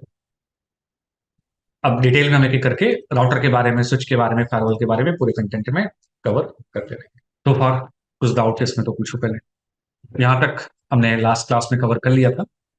सो फार कुछ क्वेरीज हैं आपकी इसमें तो आप पूछ सकते हो पहले। कौन सी मीडिया बेस्ट है, वायरलेस और वायर्ड? ये इसका कोई एग्जैक्ट आंसर नहीं है, ये आपकी रिक्वायरमेंट पर डिपेंड करेगा। आप वायर्ड भी यूज कर सकते हो, वायरलेस भी यूज कर सकते हो। अगर आपकी रिक्वायरमेंट है कि यूजर्स आपके मोबाइल हैं, कहीं भी घूम रहे हैं, तो वायरलेस बेस्ट है। अगर आपकी रिक्वायरमेंट ऐसी है कि भाई यूजर घूम नहीं रहे, यूजर एक जगह बैठे हुए हैं, तो फिर वायर्ड बेस्ट है। तो मतलब एक्चुअली वायर्ड या वायरलेस दोनों ही आपके कंपैरेटिवली अगर आप बात करोगे तो वायर्ड को बेस्ट माना जाता है, ठीक है। बट वायर्ड में चैलेंज वही है कि जहां तक केबल है वहीं तक आपका एक्सेस रहेगा। वायरलेस में थोड़ा फ्रीडम मिल जाती है कि आप कहीं भी कहीं से रोम कर सकते हो, but there is no such like कि दोनों में से कौन सा बेस्ट रहेगा। वो आपके रिक्वायरमेंट पे डिपेंड करेगा, आपके यूज केस पे डिपेंड करेगा। अगर आपके यूजर्स फिक्स्ड हैं तो लैन बेस्ट है। यूजर्स अगर आपके मोबाइल हैं, इधर उधर घूम रहे हैं, तो फिर आपका वायरलेस बेस्ट है। और प्रोडक्शन एनवायरनमेंट में आपको दोनों देखने को मिलेगा, क्योंकि प्रोडक्शन एनवायरनमेंट में आपके वायर्ड यूजर भी होते हैं जो डेस्क पे बैठ के आपका काम करते हैं, और आपके वायरलेस यूजर भी होते हैं जो आपके रोम इधर से उधर तक घूम रहे होते हैं, ठीक है। तो दोनों चीजें आपको देखने, तो there is no particular like best. वो सब नहीं है, स्पीड स्पीड वाला कुछ सीन नहीं है। अगर आप, कई बार लोग क्या होता है वायर्ड को बेस्ट क्यों मानते हैं, क्योंकि वायर्ड में स्पीड ज्यादा आती है और वायरलेस में थोड़ी स्पीड कंपैरेटिवली कम आती है। ऐसा कुछ नहीं है। वायरलेस में आपको स्पीड कम इसलिए मिलती है क्योंकि आपने 800 रुपए का राउटर लगा रखा है, मतलब इसका एक्चुअल रीजन यही है, ठीक है। मैं आपको दिखा सकता हूँ जो लैन केबल है, मैंने लैन केबल डिस्कनेक्ट कर, ठीक है। मैं लैन केबल यूज नहीं करता, ठीक है। मैं वाईफाई से कनेक्टेड हूँ, ठीक है। और बढ़िया स्पीड आ रही है, 250 Mbps का हमारा प्लान है, 250 Mbps की स्पीड आ रही है। मैं वायर से कनेक्ट करूंगा तो भी मुझे इतनी स्पीड आएगी, तो स्पीड का कोई चैलेंज नहीं होगा। स्पीड की वजह से आप एक टेक्नोलॉजी को दूसरी टेक्नोलॉजी के ऊपर बेटर मानते हो, तो वो गलत है। क्योंकि आप डिवाइस यूज कर रहे हो 600-700 रुपए का, आपने डीलिंग टीपिलिंग का राउटर यूज कर रखा है, इस वजह से आपको स्पीड कम चाहिए। वो वायरलेस जब हम करेंगे तो क्लियर हो जाएगा। बट स्पीड के बेसिस पे आप डिसाइड नहीं कर सकते कि वायर्ड बेस्ट है या वायरलेस बेस्ट है एक्चुअली। वो अगेन कंप्लीटली आपकी रिक्वायरमेंट पे है कि आप जो है किस तरह के यूजर्स को सर्विसेज देना चाहते हैं। बेस्ड ऑन दैट आप डिसाइड करो कि आपको वायर्ड यूज करना है या मोर सिक्योर। कंपैरेटिवली वायर्ड, क्योंकि जब तक आपके पास वायर का एक्सेस नहीं होगा तब तक आप कुछ नहीं कर सकते। वायरलेस में तो क्या है, सिग्नल जा रहे हैं, कोई भी बीच में कैप्चर कर सकता है, कोई भी डेटा देख सकता है। लेकिन वायर टेक्नोलॉजी वायरलेस टेक्नोलॉजी दोनों में प्रॉपर इंक्रिप्शन होता है। तो again security point of view से भी मतलब बहुत ज्यादा डिफरेंस नहीं है। बट हाँ, कंपैरेटिवली अगर आप बात करोगे तो वायर ज्यादा बेटर है, क्योंकि वायर टेक्नोलॉजी में जब तक आपके पास वायर का एक्सेस नहीं है तब तक आपको डेटा कैप्चर नहीं मिलता, ठीक है। वो अटैकर क्या करेगा, वायर पे कट लगाएगा, कट लगा के अपना केबल उससे कनेक्ट कर देगा और डेटा उठाना शुरू कर देगा। लेकिन वायरलेस में तो क्या है, सिग्नल जा रहे हैं तो कहीं से भी कैप्चर हो सकता है। मैं कैप्चर करके दिखा सकता हूँ अगर करना चाहता हूँ, ठीक है। तो कंपेयर उस पॉइंट ऑफ व्यू से कंपैरेटिवली आपकी ये लैंड मीडिया वायर्ड मीडिया ज्यादा सिक्योर। तो आपने परचेज कर ली, आपने डिवाइसेस परचेज कर ली, आपने डिवाइसेस परचेज कर ली, आपने मीडिया परचेज कर ली, ठीक है। आपने वायर्ड वायरलेस सब तरह तरह की मीडिया परचेज कर ली, और अब आपको अपना नेटवर्क डिजाइन करना है। नेटवर्क डिजाइन करते वक्त आपको दो चीजों का हमेशा ध्यान रखना है। नेटवर्क डिजाइन करते वक्त जब आप अपना नेटवर्क बिल्ड करोगे तो आपको दो चीजों का हमेशा ध्यान रखना है। दो प्रॉपर्टीज आपको हमेशा ध्यान रखनी है अपने नेटवर्क को डिजाइन करते वक्त। पहला, आपका जो नेटवर्क है वो क्या होना चाहिए, फॉल्ट टॉलरेंट। आपका नेटवर्क फॉल्ट टॉलरेंट होना चाहिए। इसका क्या मतलब है, इसका मतलब ये है कि आप अपना नेटवर्क ऐसे डिजाइन करो कि अगर आपका एक पाथ फेल होता है तो हमारे पास दूसरे पाथ से ट्रैफिक भेजने का अभी भी रास्ता अवेलेबल है। इसको हम क्या बोलते हैं, थोड़ा रिडंडेंसी। रिडंडेंसी आपके नेटवर्क में क्या है हमेशा, रिडंडेंट का मतलब है ऑल्टरनेट। रिडंडेंट का मतलब है कि आपका अगर एक पाथ डाउन जाता है तो दूसरा पाथ हमारे पास अवेलेबल। फॉर एग्जाम्पल, आप घर से यहां तक आते हो, एक पर्टिकुलर पाथ को फॉलो करते हुए, किसी दिन वो पाथ आपका ब्लॉक है, रोड ब्लॉक है, तो आपको दूसरा रास्ता पता होना चाहिए कि हम वहां से भी घूम के। तो फॉल्ट टॉलरेंस का मतलब यही है कि अगर कुछ फेलियर होता है, अगर आपका राउटर ही डाउन चला गया, चलते चलते राउटर क्या हो गया, क्रैश कर दिया, चलते चलते आपके राउटर क्या हो गया, सॉफ्टवेयर इशू आ गया या हार्डवेयर इशू आ गया, तो आपके पास एटलीस्ट क्या होना चाहिए, एक दूसरा रास्ता अवेलेबल होना चाहिए जहां से पैकेट आपके अभी भी क्या हो सके, आ जा। तो फॉल्ट टॉलरेंट आपको अपना नेटवर्क डिजाइन करना होता है इस बात को ध्यान में रखते हुए कि आपके मल्टीपल रास्ते अवेलेबल हों, रिडंडेंट पाथ आपके पास अवेलेबल हों, ताकि अगर आपका एक पाथ डाउन भी जाता है तो दूसरे पाथ से आपका ट्रैफिक फिर भी आता जाता रहे। ये फॉल्ट टॉलरेंस कहते हैं। फॉल्ट टॉलरेंस का मतलब है कि अगर कोई फॉल्ट हो जाती है तो भी आपका नेटवर्क क्या है, चलता। ऐसा नहीं कि आप कुछ इशू आ गया तो अब 2 घंटे की आउटेज आ गई और 2 घंटे आप बैठे हो, उसको अब आप फिक्स कर रहे हो, ऐसा नहीं चलेगा। आपकी कुछ आउटेज आती है, कुछ इशू होता है, तो आप आपका नेटवर्क जितना जल्दी हो सके उस इशू को रिजॉल्व कर सके, जितना जल्दी हो सके उस इशू से रिकवर कर सके। तो फॉल्ट टॉलरेंस का मतलब क्या होता है? Network should limit the impact of hardware and software failure and should recover as soon as possible, as quickly as possible whenever the failure occurs. मतलब जैसे आपका मेन पार्ट डाउन हो गया तो कितनी जल्दी ट्रैफिक आपके दूसरे पार्ट पे स्विच कर जाए, जितना जल्दी स्विच करेगा उतना बेटर होगा। तो आपको कभी भी अपना नेटवर्क जब डिजाइन करना चाहिए तो इस बात को ध्यान में रखते हुए करना चाहिए कि आपको नेटवर्क ऐसे डिजाइन करना है ताकि आपके डेस्टिनेशन तक जाने का ऑल्टरनेट रास्ता रहे, ताकि अगर आपका मेन रास्ता डाउन हो जाए तो ट्रैफिक आपके दूसरे रास्ते से फिर भी जाता है। इसको बोलते हैं फॉल्ट टॉलरेंस। मतलब आपके राउटर पे, आपके रास्ते में, आपके पाथ में आपकी जो डिवाइस लगी थी उस पे हार्डवेयर फेलियर हो गया या सॉफ्टवेयर फेलियर हो गया जिसकी वजह से वो डिवाइस ऑपरेट करना बंद कर देती है, तो आपके पास कोई ऑल्टरनेट रास्ता होना चाहिए जहां से ट्रैफिक आपका फिर भी जा सके। मीनवाइल आप क्या करो, उस डिवाइस को रिप्लेस करो, मीनवाइल आप उसका सॉफ्टवेयर सही करो, जो करना है करो, बट आपका ट्रैफिक इंपैक्ट नहीं होना चाहिए। आपका जो डेटा ट्रैफिक है वो ट्रैफिक आपका इंपैक्ट नहीं होना चाहिए। That is referred to as fault tolerance. और दूसरा, स्केलेबिलिटी। स्केलेबिलिटी का क्या मतलब होता है कि आज आपका नेटवर्क था 10 लोगों का। आज आपकी कंपनी में 10 लोग थे, 10 लोगों के हिसाब से आपने अपना नेटवर्क डिजाइन कर लिया, और 3 महीने के बाद क्या हुआ, वो 10 लोग से बढ़ के कितने लोग हो गए? लेट्स एज्यूम कि आपके 100 लोग हो गए। तो अब आप अपना पूरा नेटवर्क दोबारा से क्या करने बैठ गए? रीडिजाइन करने बैठ गए, क्योंकि जिस टाइम आपने अपना नेटवर्क डिजाइन किया था आपने अपना स्केलेबिलिटी फैक्टर आपने ध्यान नहीं दिया। तो आपने ये नहीं सोचा कि कल 3 महीने बाद, 6 महीने बाद आपका नेटवर्क और बड़ा हो सकता है।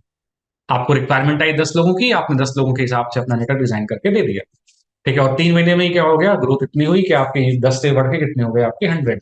अब आप क्या कर रहे हो? पूरे नेटवर्क को दोबारा से रीडिजाइन कर रहे हो। तो अगर आप अपने पूरे नेटवर्क को रीडिजाइन करोगे तो इनकी सर्विसेज भी तो इम्पैक्ट हो जाएंगे। फिर जो 10 लोग आपके नेटवर्क एक्सेस कर रहे हैं तो उनका भी एक्सेस चला जाएगा। तो स्केलेबिलिटी का मतलब ये होता है कि अगर फॉर एग्जाम्पल आप जो है, स्केलेबिलिटी का मतलब क्या है कि मान लो आपका ये एग्जिस्टिंग नेटवर्क है, लेट्स एज्यूम कि ये आपका एग्जिस्टिंग नेटवर्क है और आपने एक नया डिपार्टमेंट वगैरह आपने यहाँ पे ऐड कर दिया। तो ऐसा नहीं होना चाहिए कि ऐसा नहीं होना चाहिए कि इनके ऑपरेशंस पे क्या हो, कोई इफेक्ट पड़े।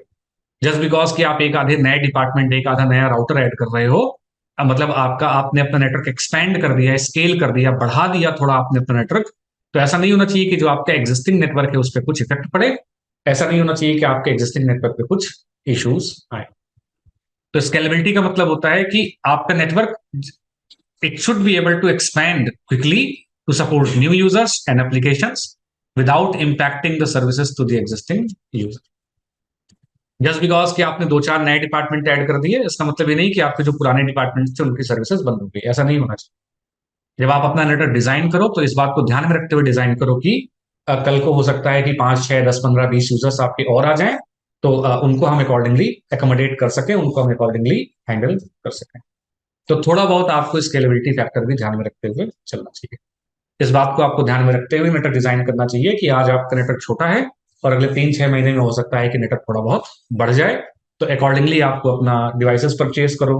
अब पता लगा, फॉर एग्जाम्पल, इसका एग्जाम्पल आप ऐसे ले लो, आपकी कंपनी में क्या थे, आपकी कंपनी में 10 लोग थे, तो और आपके 10 डिवाइसेस को आपको आपस में इंटरकनेक्ट करना।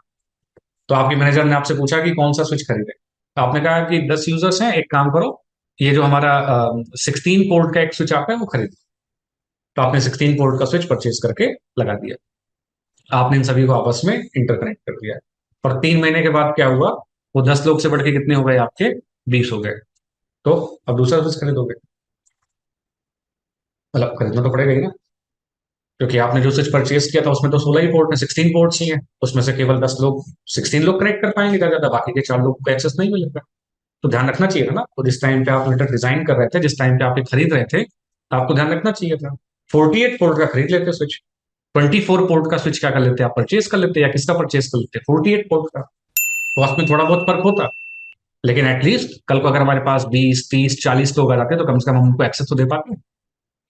तो स्केलेबिलिटी का मतलब ये है कि आप इस बात को ध्यान में रखते हुए अपना नेटवर्क डिजाइन करो कि आपका नेटवर्क आगे थोड़ा एक्सपैंड हो सकता है या आपका नेटवर्क आगे थोड़ा बढ़ सकता है। इस बात को ध्यान में रखते हुए आपका नेटवर्क आपको डिजाइन करना चाहिए।